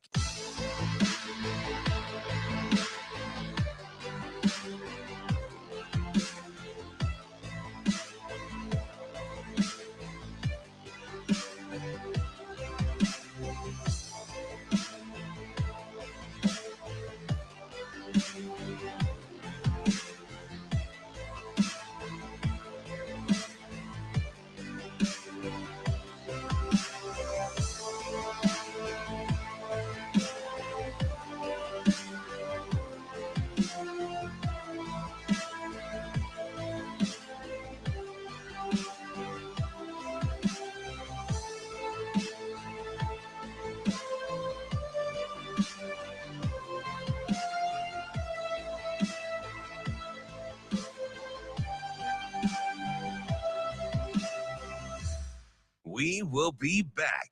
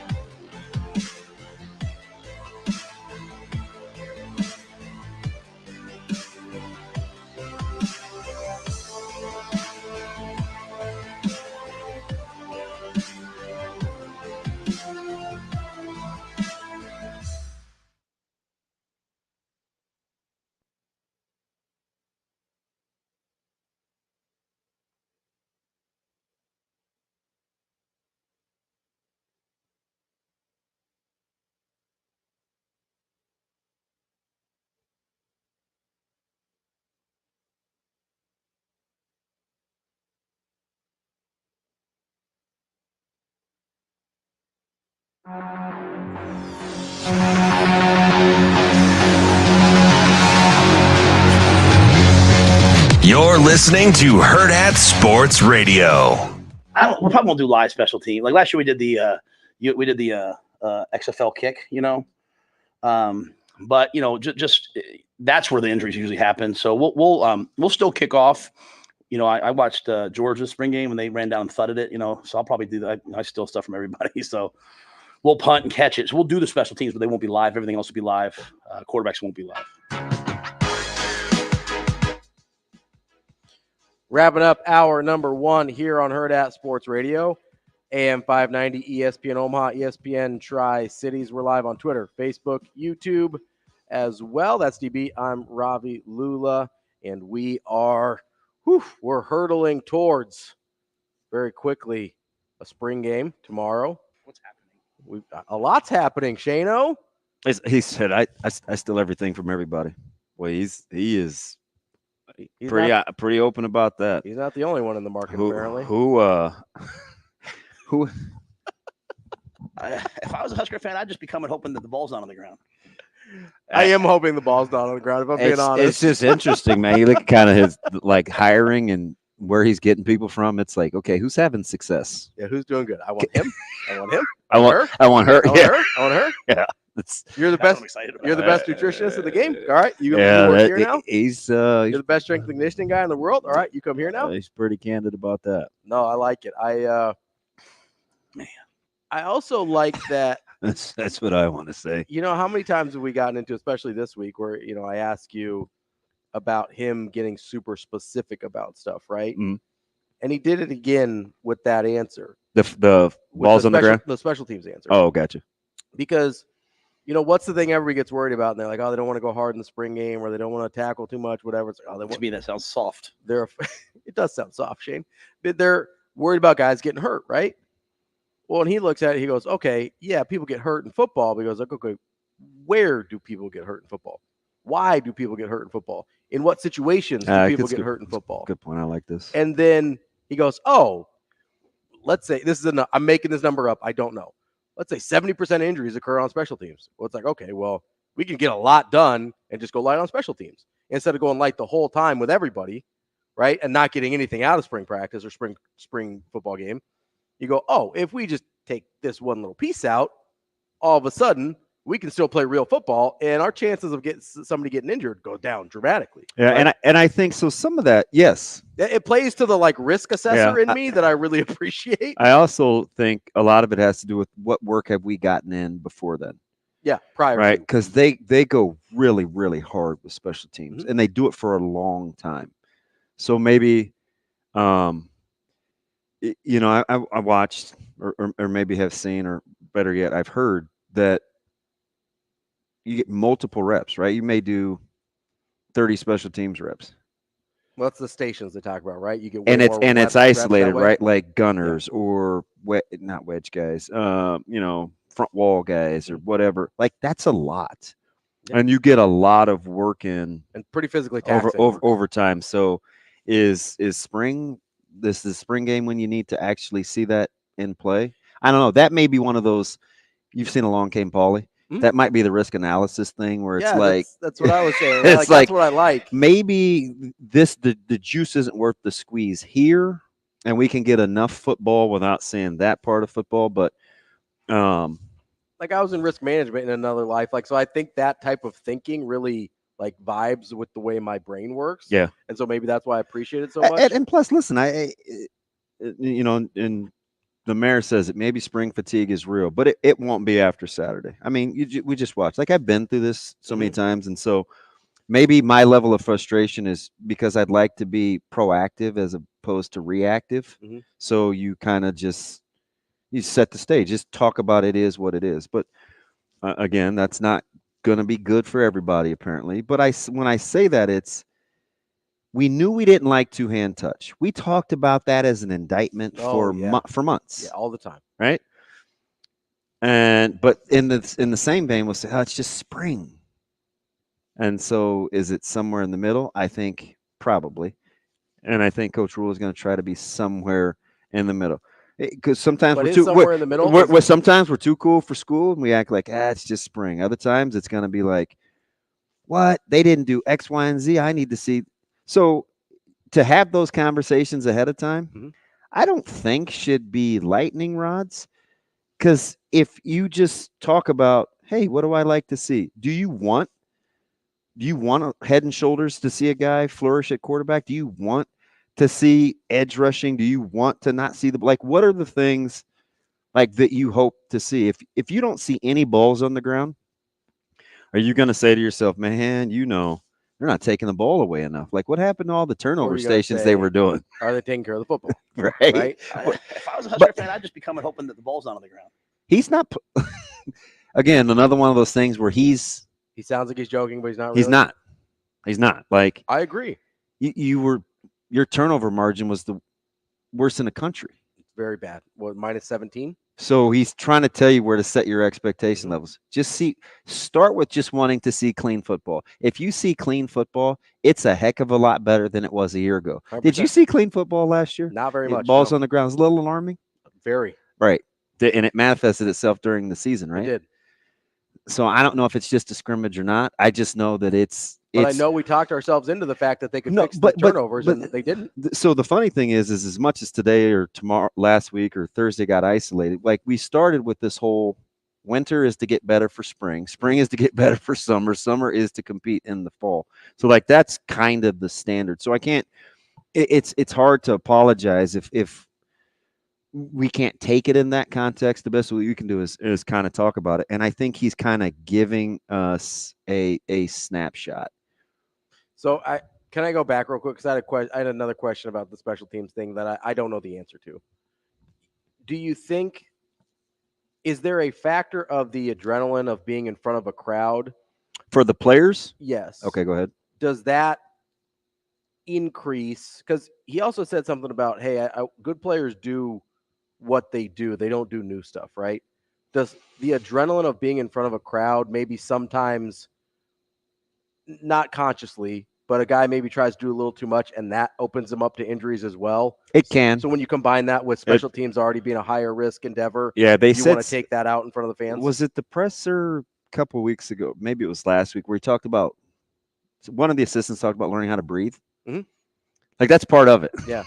Like managing your breath, managing your, because that's part of managing your emotions, right? Oh, yeah. You manage your breath, your emotions tend to follow. And so those first couple of times, like, you'll see guys stumble or, try to move faster than like they're really capable. Like, that's just it happens, because you're going to get 60,000 and you're used to seeing 60, right? But so I guess my thought is, if that's already the tendency, and then you put that into what they consider higher risk injury area, which is special teams, maybe that's where it makes the most sense to be like, hey, we can go hard when nobody's watching right now, but let's pluck that out of here when maybe it could lead to something we don't want it to. Yeah.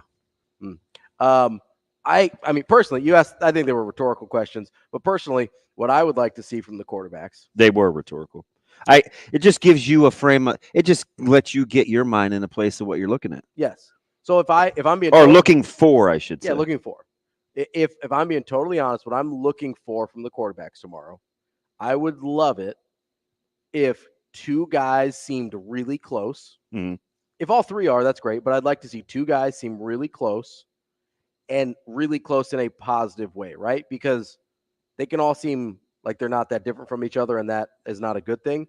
Or we could have a couple seem to be playing well, and it is like, oh, I can't really tell who's better here, but they're both playing well. Mm-hmm. Like, that's what I would like to see, where you've got two guys. I don't care which two, right? I would like two quarterbacks that I would feel good about starting the game against UTEP. Like, whoever that is, whether it's Harburg and Kalen, whether it's Kalen and Rayola, whether it's Rayola and Harburg, I don't care.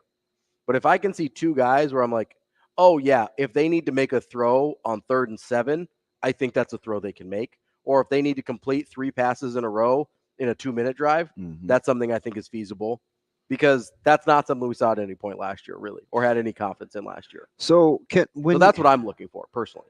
Who do you think's the easiest barometer for development? Isn't it Harburg? Yeah, because we know what it was last year. Okay. That's kind of what I think. Now, for people that are paying attention to high school, Kalen is second, because a lot of people saw a lot of Kalen. Oh, yeah. Right? Yeah. Now, the circumstances are dramatically different, so that has to be taken into account too. But to me, it's the order of the guys we've seen the most of, because we're not really playing the comparison game with Dylan, because I bet you 99.9% of the people listening or at the spring game or that care about Nebraska football have not watched a whole Dylan Rayola high school game. And that's not an indictment. He played in Georgia. Like, you probably weren't going to watch that, right? I saw Kalen 3 or 4 times just last year because I was going to high school football games last year, right? Like, that's all it is.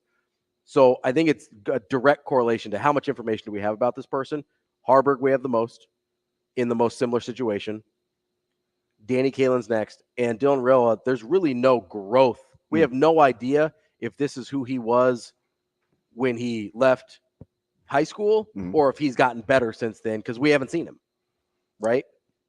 So I think you said Shavers yesterday. I want to see Shavers. Guys that have been referenced that you're looking for proof of, because you're going in with a preconceived notion based on what we've been told, the buzz, right? Yeah. Okay, so Shavers is one. Who's another? Chief Borders. He mentioned Chief Borders is maybe the most improved player this year. I'd like to see what that looks like. In terms of guys that have been mentioned, it sounded like Jeremiah Charles was a little beat up, so I don't know how much he's going to play, but he'd be the third one if he's ready to go. I wonder how much the format, and I truly don't know, has to do with available guys to tote the rock. Yeah, that's fair, because he's like, I know we can run the ball, so I want to see if we can throw it. So I don't know how much you're going to see him run the ball. Yeah. And maybe that is part of availability too, right? Because you got some guys in the running back room that aren't quite ready yet. I don't know. You know who is ready, because he's been sitting here all segment. In the green room. in the green for the Jets room. Gang green. Mike Sautter coming up next. We will be back.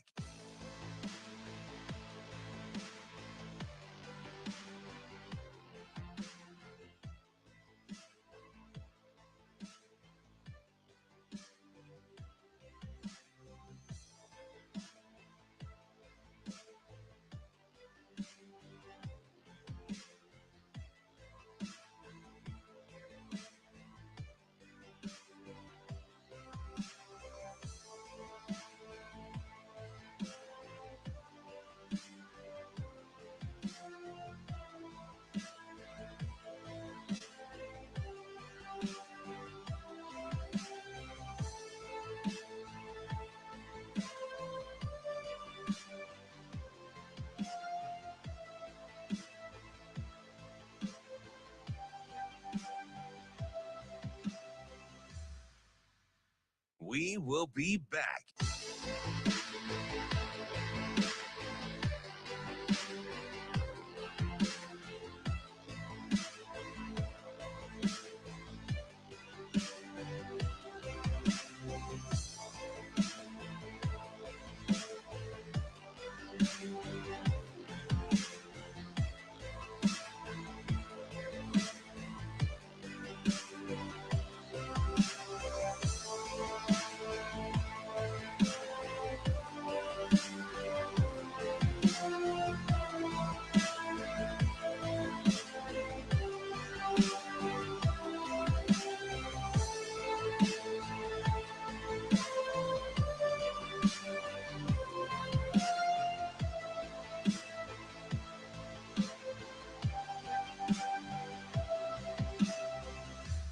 We will be back.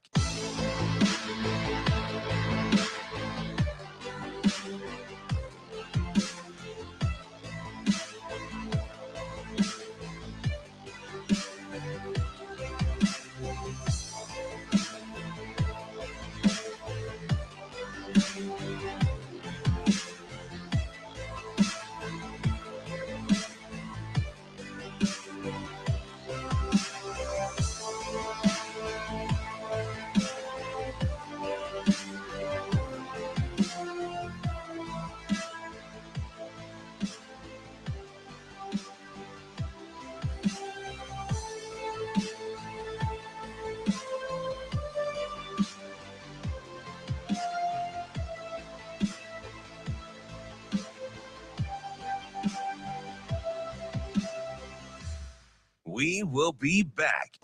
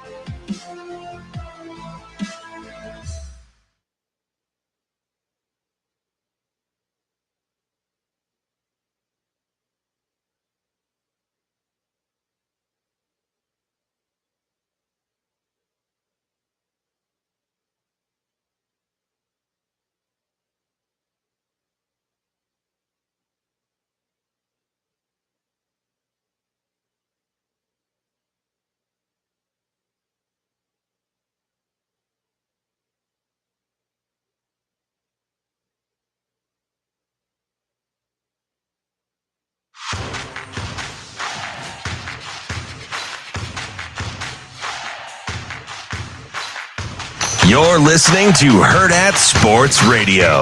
Oh, yeah, no doubt, no doubt. Mike Sautter. Yeah.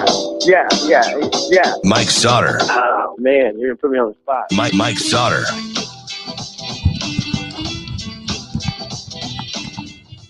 We're kicking off hour number 3 here on Hurrdat Sports Radio, AM 590, ESPN Omaha, ESPN Tri-Cities. We're live on Twitter, Facebook, YouTube, on the Pillar Exterior stage. Of course, you got DB, you got me, and you've got Mike Sautter, who is learning the Just pronunciation. making sure people can see the shirt I have on He's today. learning how to say the name of the draft pick that he wanted all along. For show. No, Fashanu. I'm gonna call him for show. Fashanu. Say his first name. Don't Olu. It's You not. gotta say the whole first Olu. name. He goes by Olu. Olawaman. I can't. I can't say it either, but like he goes by We Olu. got a tackle for a long time, and it's not Mekhi Becton. Fashanu. This guy's like actually good. And if you have anything left in the tank from Smith a little bit, like you No, bought yeah. yourself some time. Right, like a year to learn under one of the best tackles. You bought yourself some time, and you still have. We got some needs. You still have a decent guy at quarterback. We just got to. Obviously, the goal was to protect the guy playing quarterback for the New York Jets next year. They've done that. Morgan Moses is pretty good. John Simpson's pretty good. I'm a big Gotham City guy. Yeah, Those are cool. This sweatshirt is pretty cool. I bought one for me and my wife. I like those. Yeah. So well, that's nice. You shopped for her. Well, I was gonna buy one, and I was like, "Hey, it definitely wasn't groceries. We shop differently for groceries." How busy have you been? Thomas, the Rodgers did not complain. He was very happy with Olu for show. Stop Fashanu. it. Stop it. No, it's for show. Listen, I just made that up as I walked in here. I was like, "Oh yeah, for show." don't be the white guy that can't pronounce an ethnic name. All right, like that's a bad thing. It's okay. Wow. The Fashanu part's not hard. Hey, Olu in case you Fashanu. haven't been a part of this Friday morning show, I just listened it a little is. bit, It yeah. is. Olu Fashanu. It's not that He's hard, good. man. Like it's okay. He's gonna be good. Did you know that 377 straight snaps, did not give up a sack, and he was playing in the Big Ten? That's something. That's pretty good. He's Good an enough. elite pass protector. Good enough, probably, for you to learn how to say his name. That's all I'm saying. Fashanu. I Thank just you. did. There we go. Boom. For show, it's Fashanu. How busy have you been? I felt like Shane yesterday when he wouldn't answer me if he was going to help me put a cover on my TV. My man Triple B Josh was like, "Dang, Shane really can't reach 6 feet." I don't think he Cover can. on your TV. Where for? Outside. Oh, you have a TV outside? Yeah. Wow. Big No, time. it's not even. No. Whoa, No. hey. That's not even a thing. hey. Like no. YouTube TV can be on your phone. Real easy. Just I can't watch television It's like tough. that. This It's is awesome. the phone is a last. Well, you resort. have the green dot phone, so that probably doesn't help you. One of the recruiting coordinators got on me Tuesday about screwing up her group The text. group text. Yeah, if you had an I was actual, like, wow, getting it from all sides. if you had an over actual my Android. adult phone, Yeah. you would. Yeah. Or you do have the adult phone, the really old adult phone. How do you really feel? I will say, I don't think it Green matters. dot text guy. Doesn't matter what kind of phone it is. I'm really trying not to watch TV on it if I can help. Yeah, it's just I do not it my. often. It's not my. Unless I'm, and this is going to sound terrible, especially with our NDOT people, but occasionally, Driving. yeah, like I'll put it on the thing and And play it's it like a through radio. I'll almost. play Yeah. it through my Yeah. Bluetooth. I'll use it as like because a I'm not watching it. I just feel like I'm getting. wanna hear it, I yeah. can get yeah, a I do feel. like the radio or like the play-by-play of it. You kind of Or if I'm with Mike or somebody, like he'll give me the play-by-play. yeah, no, I feel you. I've done that. How busy have you been following the portal, man? It's guys are landing. How big an impression did Michigan State make in one weekend for Fiddler on the Roof? Pretty big. Yeah. He loved it there. By all accounts, he loved it there. He almost committed. I mean, like what, 2 weeks ago? So he loved it. They made a pretty big impression, I think. Do we know what caused the delay, or he just wanted more time to think about it? I think he just wanted more time. Okay. I think he also wanted to kind of see what Chucky was going to do. Yeah. That was a key Yeah. thing. And, Yeah. obviously, Chucky landed at Louisville, which, was Get that bag, young man. good for you, man. Go for it. Like, you deserve it. You gave Wisconsin 3 great years. And if it's a business decision at that I point, will man, say, like, it just is. I appreciate it. I'm not a great guard guy. If anybody pays attention, I'm not a huge fan. I don't know that he's terribly good at what he does. But I will say I was impressed with his answer about. Do you still have that? Shane, audio, can you find that great guard clip? Because I think you're right. I think triple your income this I think surprised some people with his demeanor, especially Yeah. when you see how he said it. I don't know if it was a defeatist versus just being practical. I thought like 100% like, I didn't real. seem salty about I also took it as like The hey, longer we clip need or more the shorter money. one? Longer one. We need more money, guys. That's what I That, was. so Sure. that's how I took And it. that's fair. That's how Or I took NIL, it. we got work to do. Like, hey, this is the second year in a row this has come up. Okay. Yeah. With this, Same guy. Shane, go ahead and play that. I've seen this landscape coming. This isn't a surprise to anybody, and anybody that I'm not mad at anybody because, or specifically Chucky and AJ, if anybody in their right mind told any of you guys or gals that you could go triple your income by taking a different job, you'd do it in a heartbeat, no questions asked.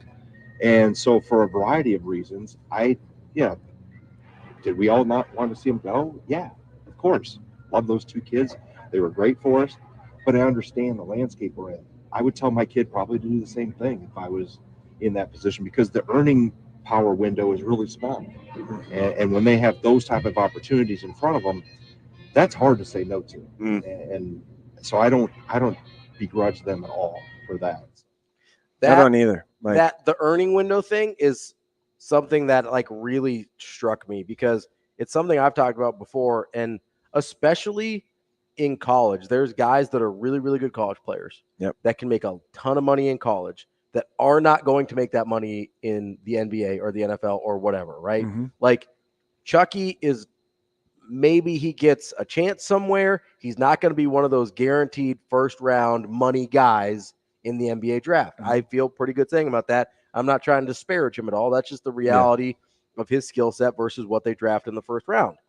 So I appreciate, and again, not a huge Greg Gard guy, I appreciate him just being like, yeah, I would tell my kid to go do the same thing. Now, I also heard the beginning there, he is asking for more money. Yeah. He wants this to not be a problem again. But in the moment, it's not like somebody's writing an extra however many zeros on a check to keep Chucky in the moment. I like that he can look at it and say, when a guy goes into a portal, not to bring everything back to Dion or anything, but be able to say when a guy goes into a portal and say, hey, this is probably the best decision for his life moving forward. Because, like, okay, let's say the number is real. I don't know if the 750 from Louisville is real or whatever the real number is. Doesn't really matter, right? But let's say that's a real number. That's a number you can really set yourself up well for a long time. Like, that's not a 1 year number if you're Chucky. That's like, hey, I can set myself up to be really successful in life with a number like that. Yeah, I just got a call Tuesday from a guy in the regional locally that I used to coach that said, he had the question. He said, hey, do you have a guy that I can talk to?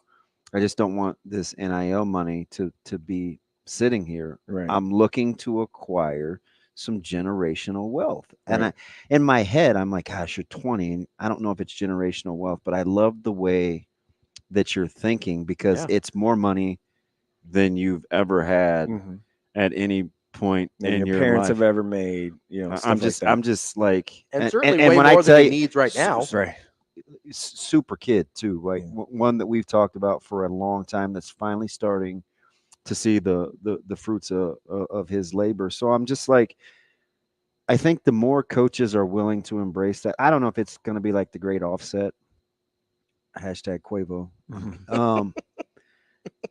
But at least if coaches act like it's important to them, I think players can feel that. And sometimes they're willing to cut you some slack. Like if people know Nebraska's, listen, they're trying to get that NIL kitty to 15 mil or whatever the number is. Right. And the players know that. I think they would be willing to be patient if they know that coach or coaches or coach or whomever is like, you know what, working on it. This guy's working on it for me. It at least matters to him. And while I'm waiting, it is pretty good over here, man. So, and I don't think it's necessarily one of those, hey, it has to be the exact match, right? Like if I think basketball is much worse than football in that case. Yeah. Right now, especially. So I think basketball is. I think it's way worse, especially in the portal, right? I don't know that on the front end of things it's as bad, but it seems like when guys are in for 2 or 3 years and are ready to get their bag, when they realize like, hey, yeah, maybe I'm not an NBA guy and that at that level, they're like, yeah, I'm going to go get paid now. And which I don't begrudge them. Like this is for some of these guys, it's the best income opportunities they'll ever have. And the cool thing is you'll see some guys still make the decision, and it's based on basketball, right? Like I think for Frankie, like he does want to play meaningful games in March. For Neil, he wants to be developed. He wants to be a better shooter. Listen, I know I'm coming out of ASU, and it's like I'm good around the rim. I'm a good finisher. Good defender. But who did Creighton just hire as their assistant coach? Right. Too? I shoot less than 30% from three. Like I want to. I need to get better at that. I can get better at that, and I can win some games in the big. So sometimes, because he's not getting rich. No, coming to Creighton, he wants to get better in He's a program. playing a long game where he's like, hey, I'm 6'6", I'm a long athlete. If I can get my shooting percentage, these people are looking at, oh my gosh, 29% from three. Yeah. But Trey shot 28% from three as a freshman. I know. You know what I mean? Right. Yeah. And the guy that helped him, Trey Ziegler, is back. Maybe, I mean, that's probably a factor in Neil coming to Creighton, I would think. Yeah.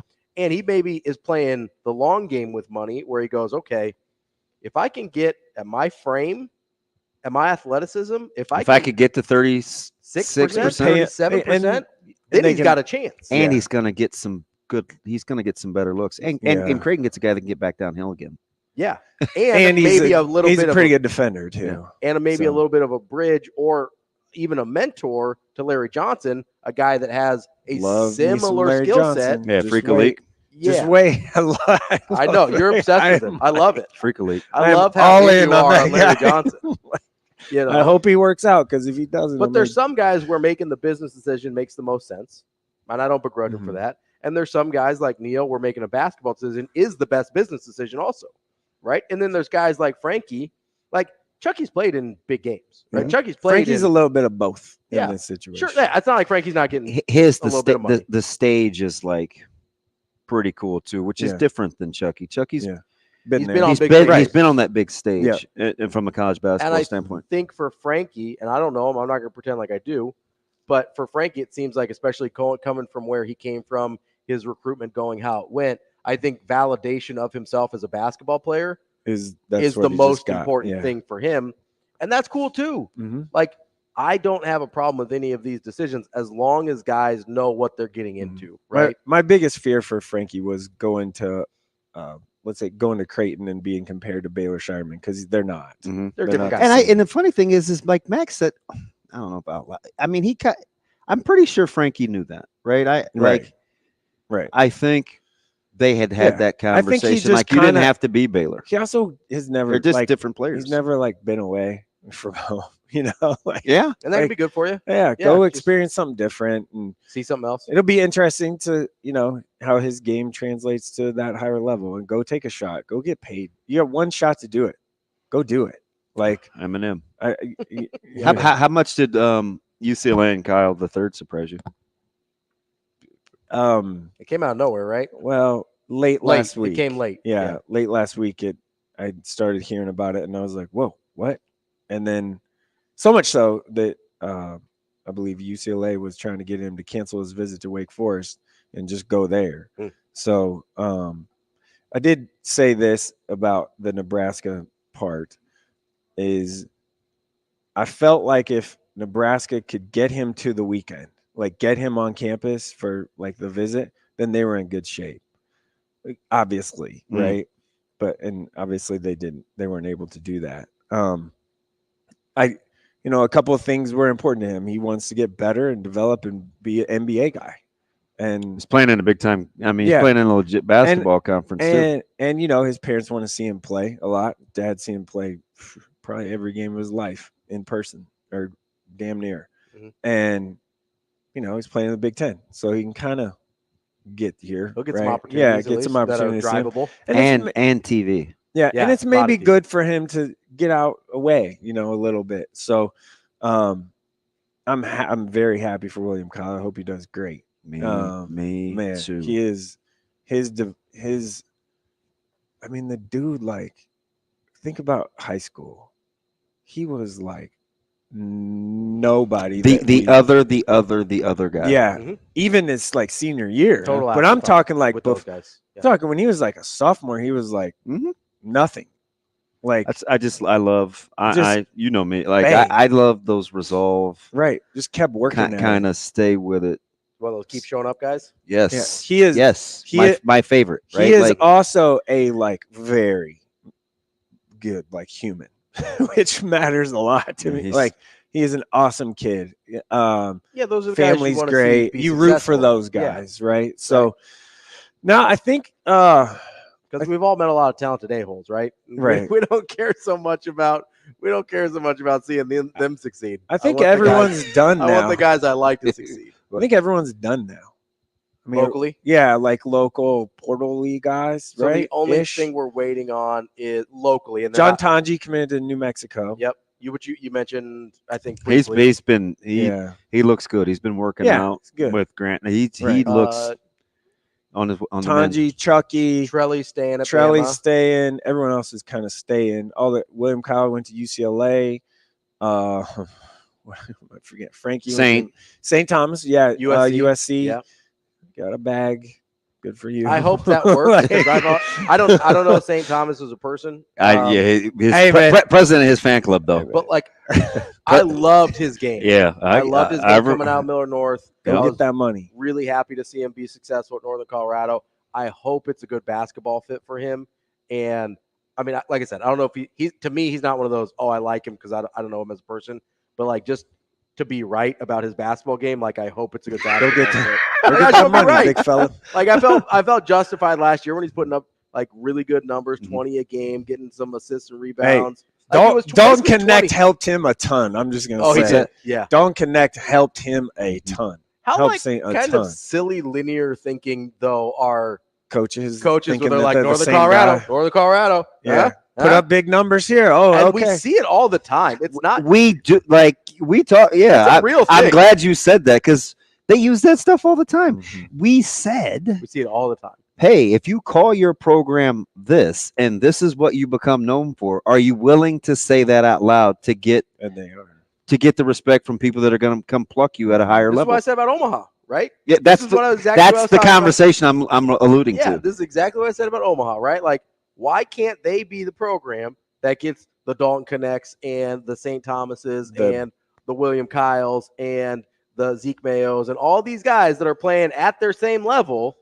Why can't they the teams that win are the guys that get guys plucked, right? Let's face it, the Summit League and leagues like that are now just glorified JUCO with more structure and coaching staff and resources. Which if you're in one, it is. No, it is. You're right. But if you're coaching in one of those leagues, just lean into it. Yeah, if you don't embrace it, you're never going to win. Right. Yeah, but we remember where we landed the plane though. You need a couple of case studies to say see. We'll look at South But how Dakota do you State get a case now. study? South Dakota State has that's where Omaha's is got to get to. Sure. Yeah. But you need another fiddler or two. I was getting a little more. South Dakota State has two that they can say, hey, look, we did this. They have two this year. I'm just saying. Well, yeah, the three now. Well, originally it started with Dom and he stayed home. Yeah, he did. And he had opportunities to go wherever he wanted. Yeah. Speaking of Mike Dom, can I give you a name here? Yeah. This is totally off topic. Connor Kralick might be that guy for Guardian Angel Central Catholic. Just saying. 6'5" shooter. Or the only thing I would say about he grew that, 4 inches in a year. Yeah, and want to see you gotta the competitive where he's gonna have to he's gonna have to do some stuff. Yeah, but it's a name to keep an eye on that we just aren't talking about basketball wise in Nebraska in the 25 class. Were you blown away with the Major League Scouts yesterday? Yeah, I was leaving and I was like, because I stayed for just the first 2 games of the Don Kraft Invitational, which is Miller South tournament, which is now canceled for today. It's like stinks. fudge. Yeah, no, can't get them in. So tomorrow they're just going to play 4 games. But I was like, as I was kind of walking out, I saw like a couple, there's always been like a couple. Every Miller West game I've been to, there's been at least 5. So, yeah. And I've been to like 6 of their games this year. I feel like last time there was like 13 and I was like, oh, okay. And then this year I was standing up on the hill waiting for school to get out so I could actually leave because it wasn't going to get in that mess. Isn't that something? Yeah. And I look over and I'm like, whoa. And at first I counted like 13, 12 something. when I was like walking, I'm like, geez, there's like 13 scouts. I told Steve throwing the AD at Millard South. I said, I love that. Look at this, man. There's like 13 scouts here. I go, it's kind of like last year with you guys in Cam. He goes, yeah, we had a lot last year. And then isn't he great? He's Yeah. the most unassuming, likable person. Yeah, he's great. Maybe that I know, especially in that Yeah. position. So then I look over and I'm looking down. I'm just standing there waiting, looking around, and I'm like, whoa, there's like a herd of dudes over there just watching him warm up. Like we're talking Major League Baseball scouts for Tyson Lewis, the shortstop at Millard West. Mm-hmm. And then I'm like, okay, I'm going to start counting these dudes because this is like a lot. And there was 21.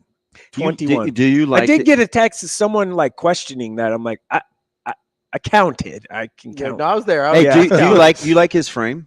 And that's a Tyson? Yeah. That's a weird number Right. to just pull out of your. They're not just going to make it up, right? 21, 23, 24, all weird random numbers to pull out. His thing is his hand speed is very 10, 11, 12. His hand speed is pretty high, and he's super fast. He runs the bases really well and stuff. I mean, I'm not a baseball first guy by any means. I don't know really what all that looks like. I just know that when he hits the ball, it goes pretty fast off his bat. We call that exit velo. Yeah, and we love some exit velo. and also his hand speed is. There is a picture that I took that I actually sent it to Coach Fry. You talking about through the zone? Yes. Yeah. Where the bat is trying to catch up to his hands. Yeah. Really curved. Like the bat just, and I'm like, whoa, that's some whip on it. That's some quick. He's got good hands. Yeah, that's some quickness there with his hands. So also takes like super good wrist strength to get your hands through the zone that fast and not let the bat cast out in front of you. Because that's a problem a lot of guys have where they can't end up catching up with better and better stuff because their hands actually aren't that quick or strong. Yeah, and the barrel gets out ahead of their hands. And by all accounts, Tyson is a great kid, like super mature and everything. Every time interaction I've had, he's been awesome. So everybody's nice to you. Not the kid that yelled at me driving by when I was mowing my yard yesterday afternoon. Everybody. So you got your mowing before the rain? Yes, I had to. My yard looks right now. I got pictures. I need to get after mine, but there's been too much rain when I was free. I haven't done it yet. I had to do it yesterday. No, not at all. I just haven't hired somebody yet this year. Okay, Severe. What is? I just haven't hired somebody yet this year, so I got to go do one myself. Hey, what time are you leaving tomorrow for Lincoln? Me? Are you going? I'm not going to Lincoln. You're going to do baseball? Yeah, I'm not. I was not one of the people that was asked to be there for us. How about that? Oh, we can all be part of the left out club. Boo-hoo. But I will have a. We should have a. I will have a list of the. We can talk about who's going to be there, and I can stay. Yeah. Time, okay. So let's talk about visitors. All right. Yeah. It's an interesting weekend. Yeah. Mike Sautter will stick around, talk about visitors for spring game. As DB, I'm Ravi Lulla. Sautter hanging out with us here on Hurrdat Sports Radio.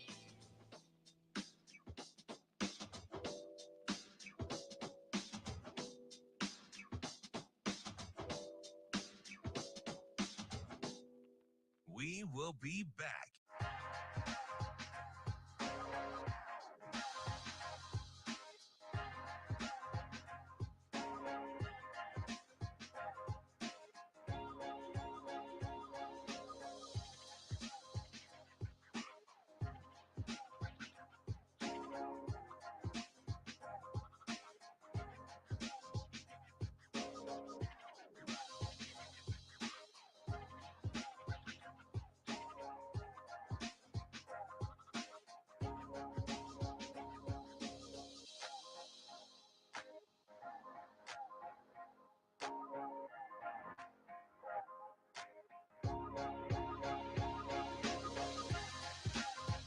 We will be back.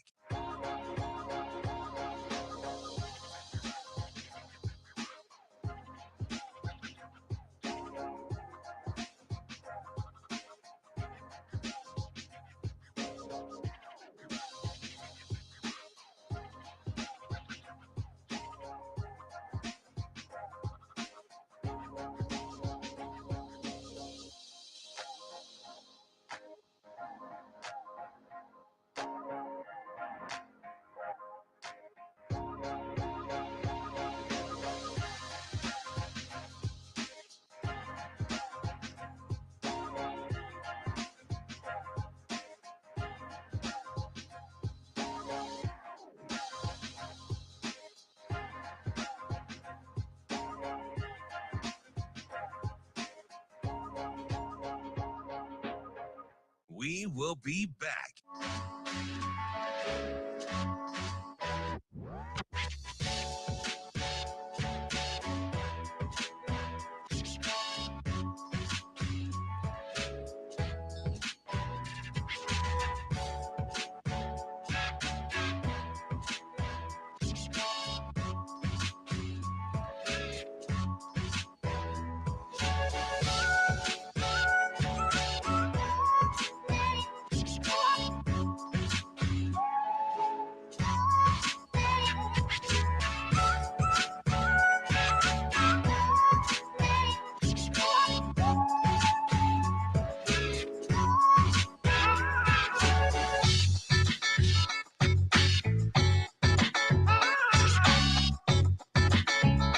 We will be back.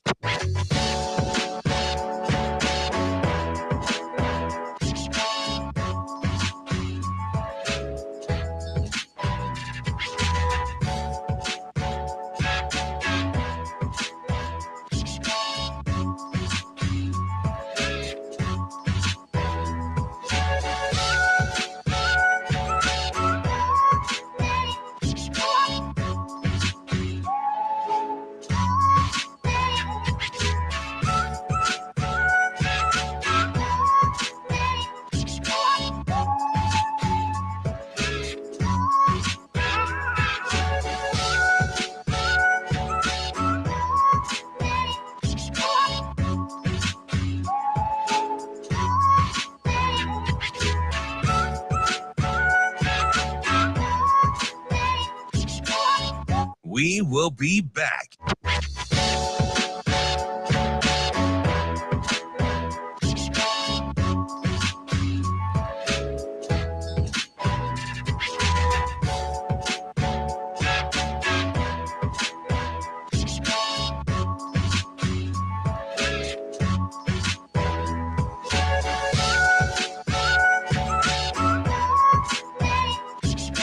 We will be back.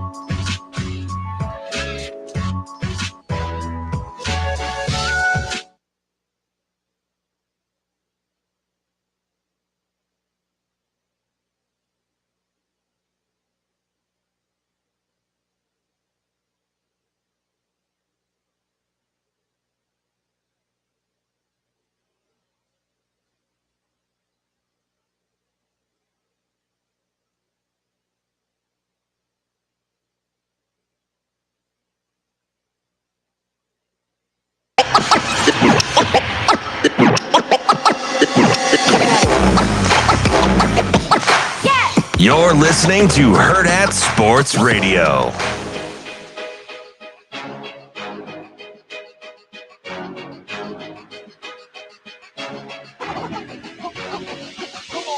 We're back here on Hurrdat Sports Radio, AM 590, ESPN Omaha, ESPN Tri-Cities, KFOR, and Lincoln. We're live on Twitter, Facebook, YouTube, and we got to remind you about Brickosaurs. It's the Brick Live exhibit at Lordson Gardens. Now through May 12th, you can go and see over 30 iconic dinosaur sculptures made from more than 1.5 million bricks, all surrounded by the same types of plants they would have been around while they were alive. It makes the whole experience super cool. Make sure you get to lawrencegardens.org before this exhibit goes extinct. That's lawrencegardens.org. You taking the girls? I don't know. Maybe. When's it get extinct again? May 12th. You got a couple weeks still. Hey, he said, when's it get extinct? When's it get extinct? When's it over? May 12th. You still got a chance there. I did one of those things where I was listening to you, like I do with my wife. Like, I'm listening to you, and then you repeat back the words, but you're not really all the way listening, man, because you're looking at something else, right? But you're hearing it, but you're not like listening. And that's what I just did with you with that live read about the Lego extinction at the can't say the L word. Oh, about the Blocks. blocks, The Brickosaurus. Brickosaurus. The bricks. My bad. Sorry. It would be fun to do. Maybe is it all inside? Some's out. There's a few outside. Yeah. The Velociraptors are outside, and yeah. the pretend one in the They may cage. not be outside after tonight. Tornado I'm Mageddon. sure out here. they've got like a covering, maybe. I don't know. Are we getting inclement weather? They said Tornado Mageddon's My happening. mom's been texting me a lot Who's they? this morning. People. Now I'll trust your mom. She's probably in tune. What's she saying? She's saying we got some chance for some nasty weather this evening. I We're got- going to be kind of like rainy and windy throughout the day, and then I think she said after about 6 p.m. is where the I potential. thought it was severe like stuff 3 to is. 6. Maybe I'll make some one pot jambalaya. What do you I guys don't know. think? She's pretty tuned Can I in come to over? make sure I don't Yeah. drive into a tornado. Big skillet. Hmm. You got one knucklehead over there that'll pick out the shrimp. So I hate making it because you don't want to waste it. Shrimp Who's is the not best eating part. shrimp? Caleb.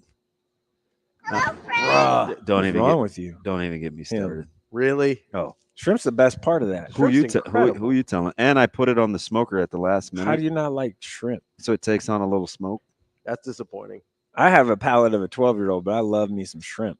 Yeah. Might have to take him out of my Super 6 for that. Who's visiting this week? And it's a lot of people. It's a huge. How about how recruiting?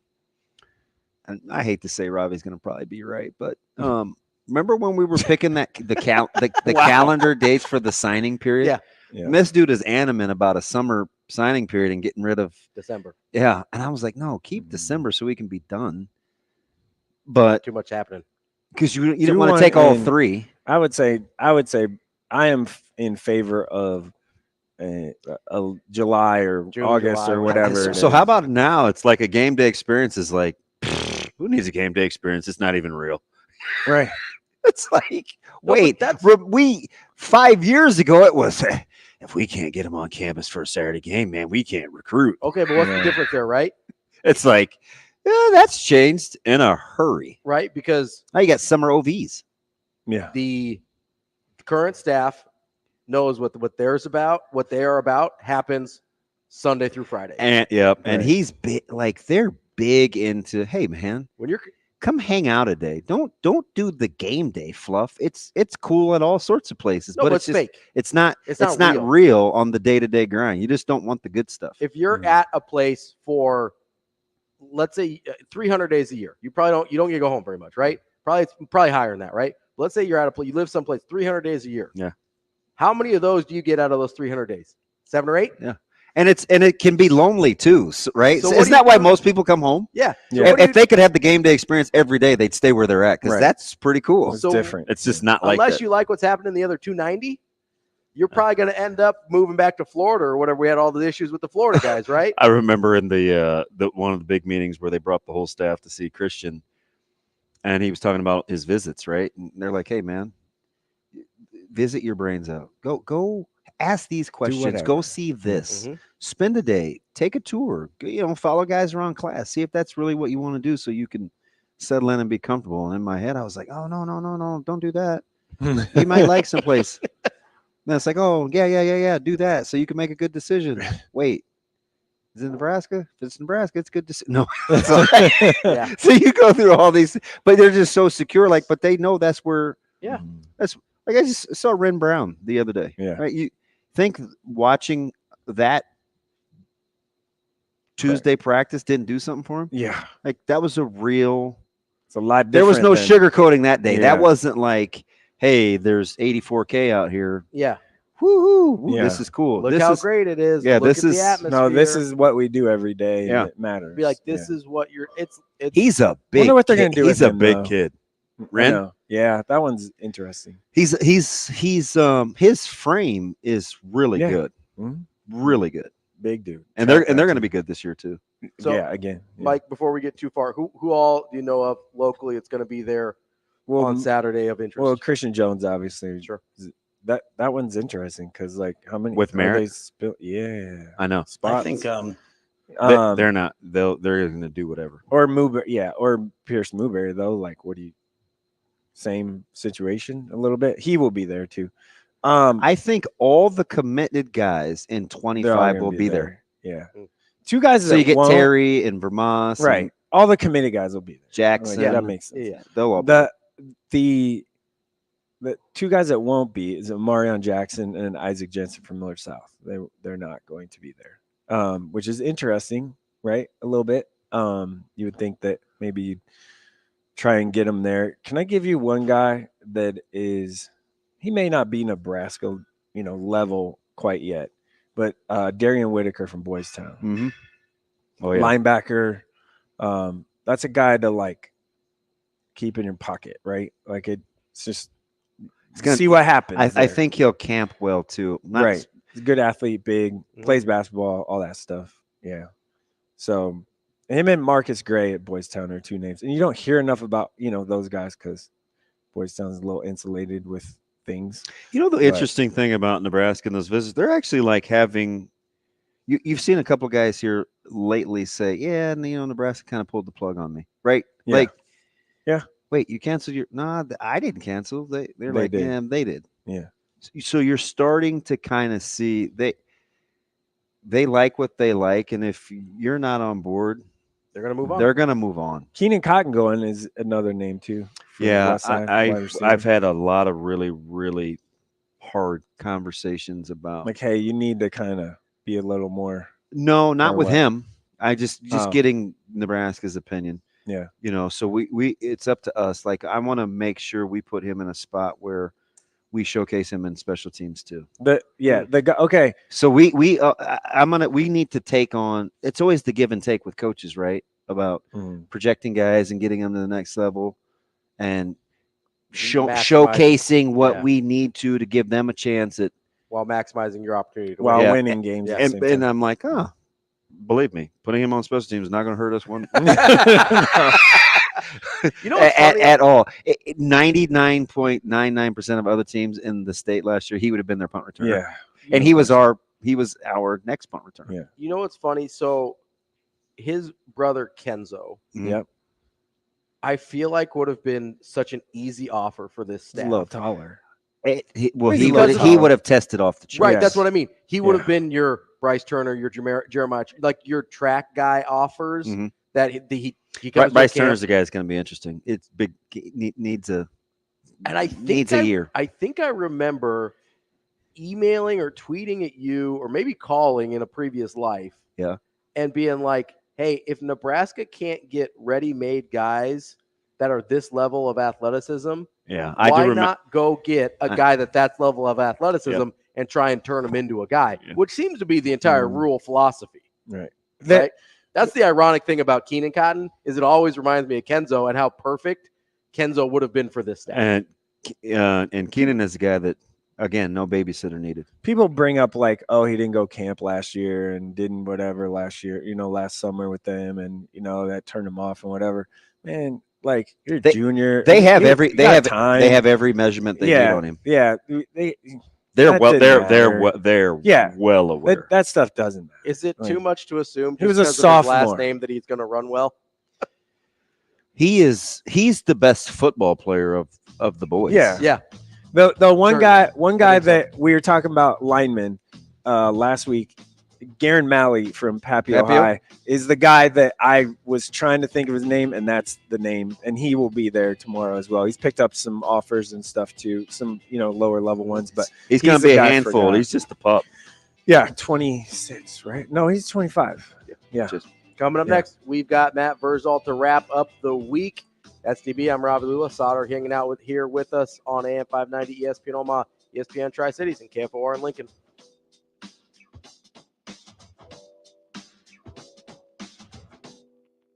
We will be back.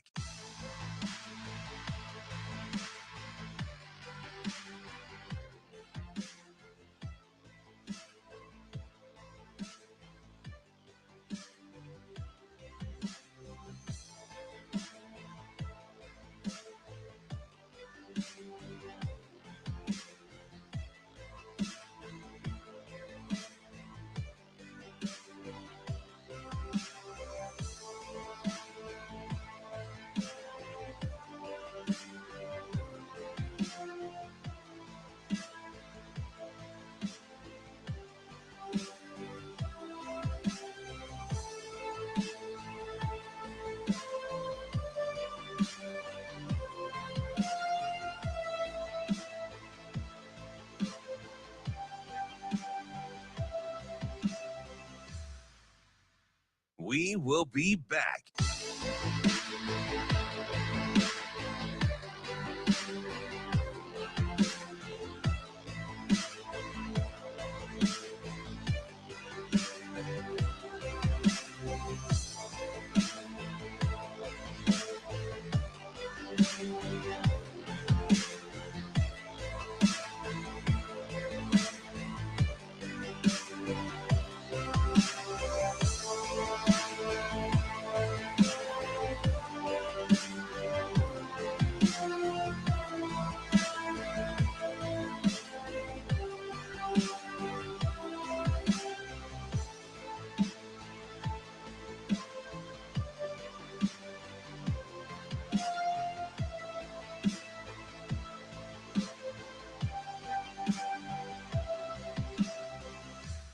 We will be back.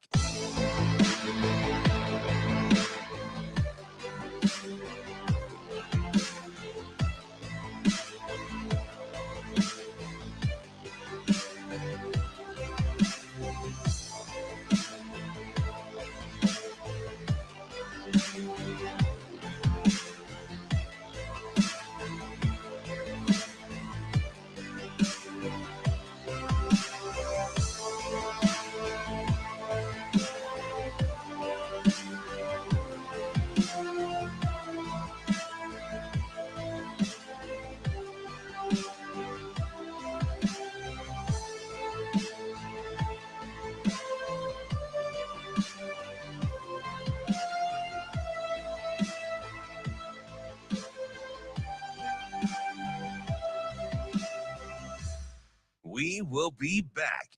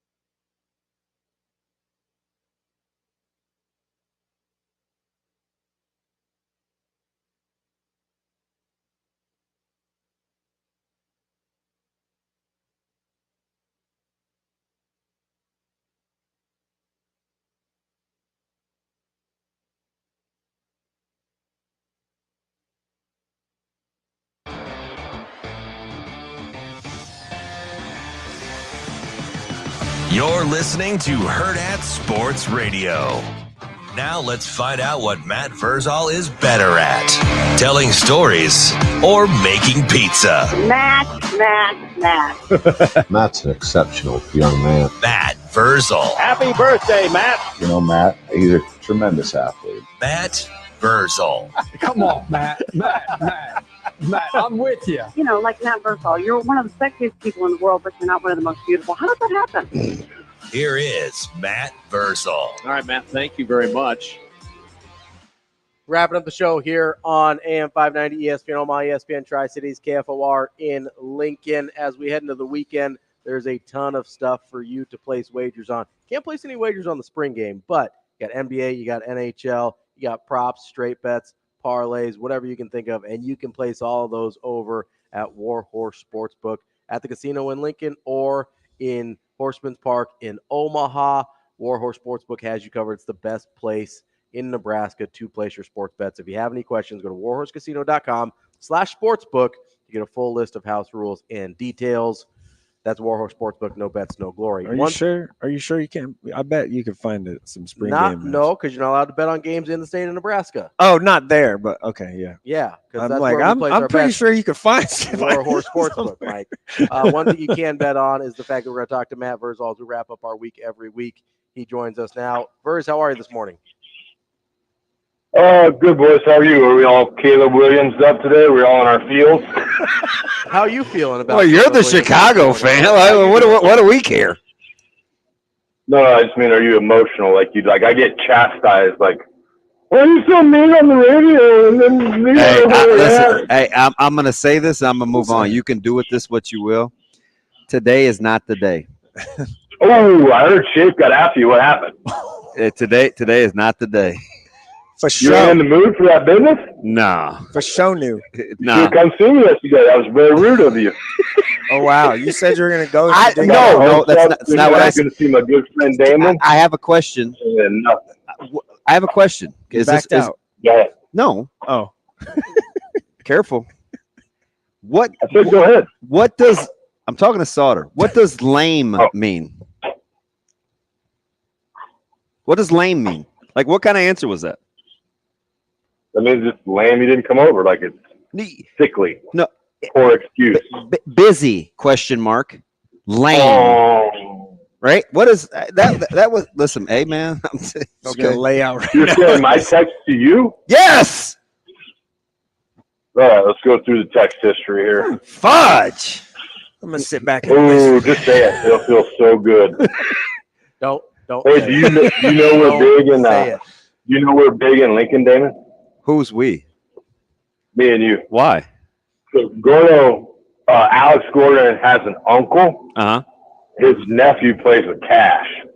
Okay. Okay. You busy? Question mark. Nah. No response. You coming over? No response. Lame. All right. Oh wow. That's very self-explanatory. But Listen, anyway, hey, he said he enjoys listening to the show. Time out. Time out, head Mulati. Listen for a second, okay? Ooh. Oh. Read this, please. Hey. Busy? Question mark. Lame. Is there anything in between? There is not. Okay. We may Maybe have it's that. Maybe it's because you guys got. Why you got me blocked, dude? Hey, what are we expecting to see tomorrow? Because I know me, and I'm not playing to my strengths right now. What are you hoping to see tomorrow? See, at least I know. I'm well aware. For me, the end of the day. I got to work. So, what are you doing with the dining room? Putting the spring on. We'd be open. You're starting to remind me of Caleb with your 3-word answers. Can you just say what the thought is? What do you mean you're working tomorrow, today? Like, can you give me some context? I'm working all the time. Number one. We will be here from open to close. So tomorrow, I got to sneak out a couple times. Are you? Well, no, we're in rough shape. Like we normally try to work like 10, maybe 11 on a Saturday. Yeah. I think we got 6. Oh. So it'll be a little chaotic. So, well, the cool thing is when you have 32 TVs, you can put 30 of them on the spring game and kind of eyeball it a little bit. Are you ever going to put one back there in the kitchen, or is that just a distraction? You know, I think the boys they enjoy their phone. So like Con will have ESPN Plus up. Twitty's more of a music guy, so he just likes to jam out. Chase just nuts, so we just tolerate Chase. Oh, he is crazy. Yeah, they don't need. I mean, we don't really have enough room, and I think if I put a small TV back there, it wouldn't be worth it. We get plenty of phone time in the designated phone time area. So we're good on watching. So you got a chance to. They love you now, so it's like, hey, come on down and watch us. I'm gonna bring a couple of my ex-O-line buddies. What do you like mixing these guys up for tomorrow? Can I still get a good gauge on what we're seeing? Yeah, you're not. I mean, you're going to want to watch it and end result of play. It gets a little tougher if there's a variance in like skill. So what you're watching is the same thing that we had mentioned last year, because I went back and listened to last year. It's foot speed, it's hand placement, and it's just aggressive. Like the spring game is a great time to showcase your talents, but that may necessarily not result in points, okay? Because you're relying on a receiver that may run the wrong route, a young quarterback that might throw it, not quite so well, and all those kind of things can happen.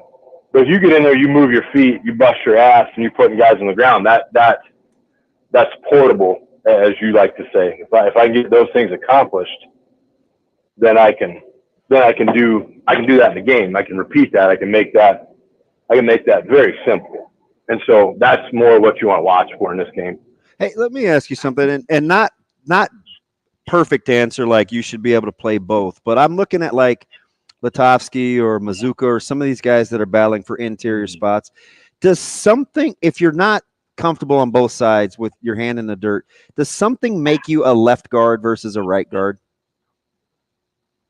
Yeah, they do. Some kids just have a natural, a better push off of that drive foot.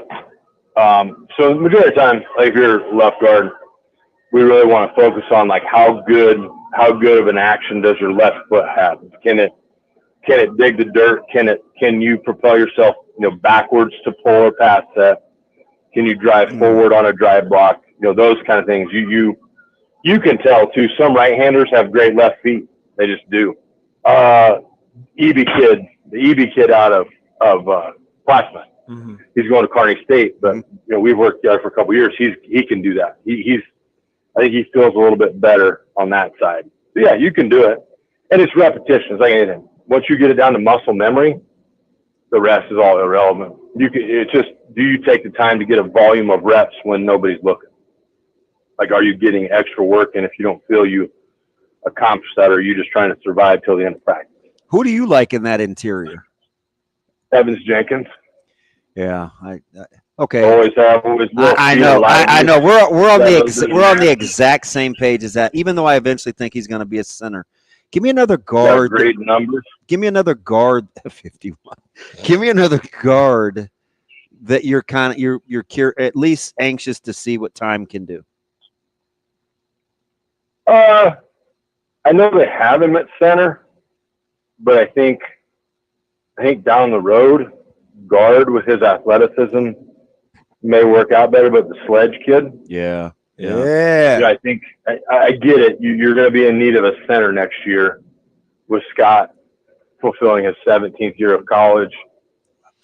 He looks old too. He does. But he's kind of low key nuts. I think you'd like him as a person. Sell you a life insurance policy right after the game. He's out there. I love Sam Sledge. I'm just saying.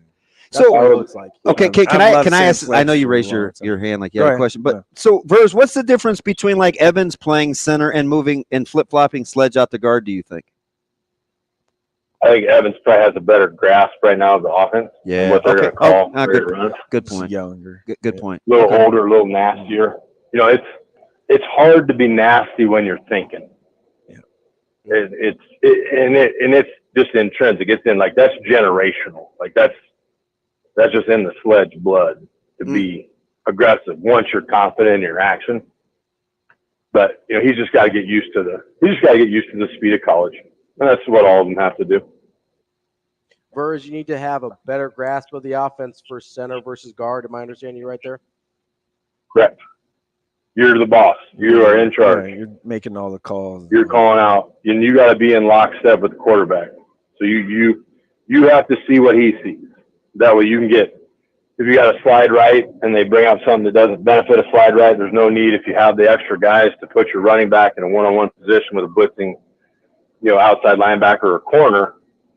So if you guys all see it the same, you can change the slide. You just slide it the other way. That's funny you say that because as a back, I look at their pass protection schemes and I'm on the outside looking in. I haven't really asked the questions, but the dictating protections, if it's so important and critical to running backs and they're kind of it's a little gray for them, I can only imagine how you got to be a quick thinker up front, because if there's one place I think the backs can struggle to keep them from playing, it's understanding those QB and center protections. Correct. But if you can tailor it, and almost, you remember when we used to run check with me? Oh yeah. Yeah. So if you set the protection with a check with me, so now the quarterback and the center get up there, and then they can assess it. Then they can set the protection. Now that running back takes a deep exhale and is like, sweet. All I get to do is go sucker this defensive end right in the rib cage. I don't have to take a one-on-one block with an outside backer who's got 6-yard head start running straight at me. Then to be expected to brace myself, absorb that blow, not black out, still maintain my feet and hands, and then win that block. Like, that's tough. And you got to have a tough kid to do that. That's Matt Vrzal, owner of Paisan's Pizzeria, former Husker. Verz, we appreciate it as always. I guess get back to work since you're working all the time. Get after it. Thanks, Matty. Did you hear the big news of the week? What is that? Damon's mom and I are friends on Facebook. I did. You joined a very elite group of me and Shane, and now you. You're an idiot. Wow. Hang up the phone. Wow. Goodbye, Matt. I think Shane just hung up on him. I have a feeling Shane's going to hear about that. For sure. Oh, yeah. He's probably calling him now. That's Hurrdat Sports Radio. The show's been over for like 2 minutes. All right. For sure. And just to clear this up, because some of you guys I've heard are doubting my truthfulness. Both Heinrich and Dylan had 99-yard touchdowns drives, which is why I was confused. So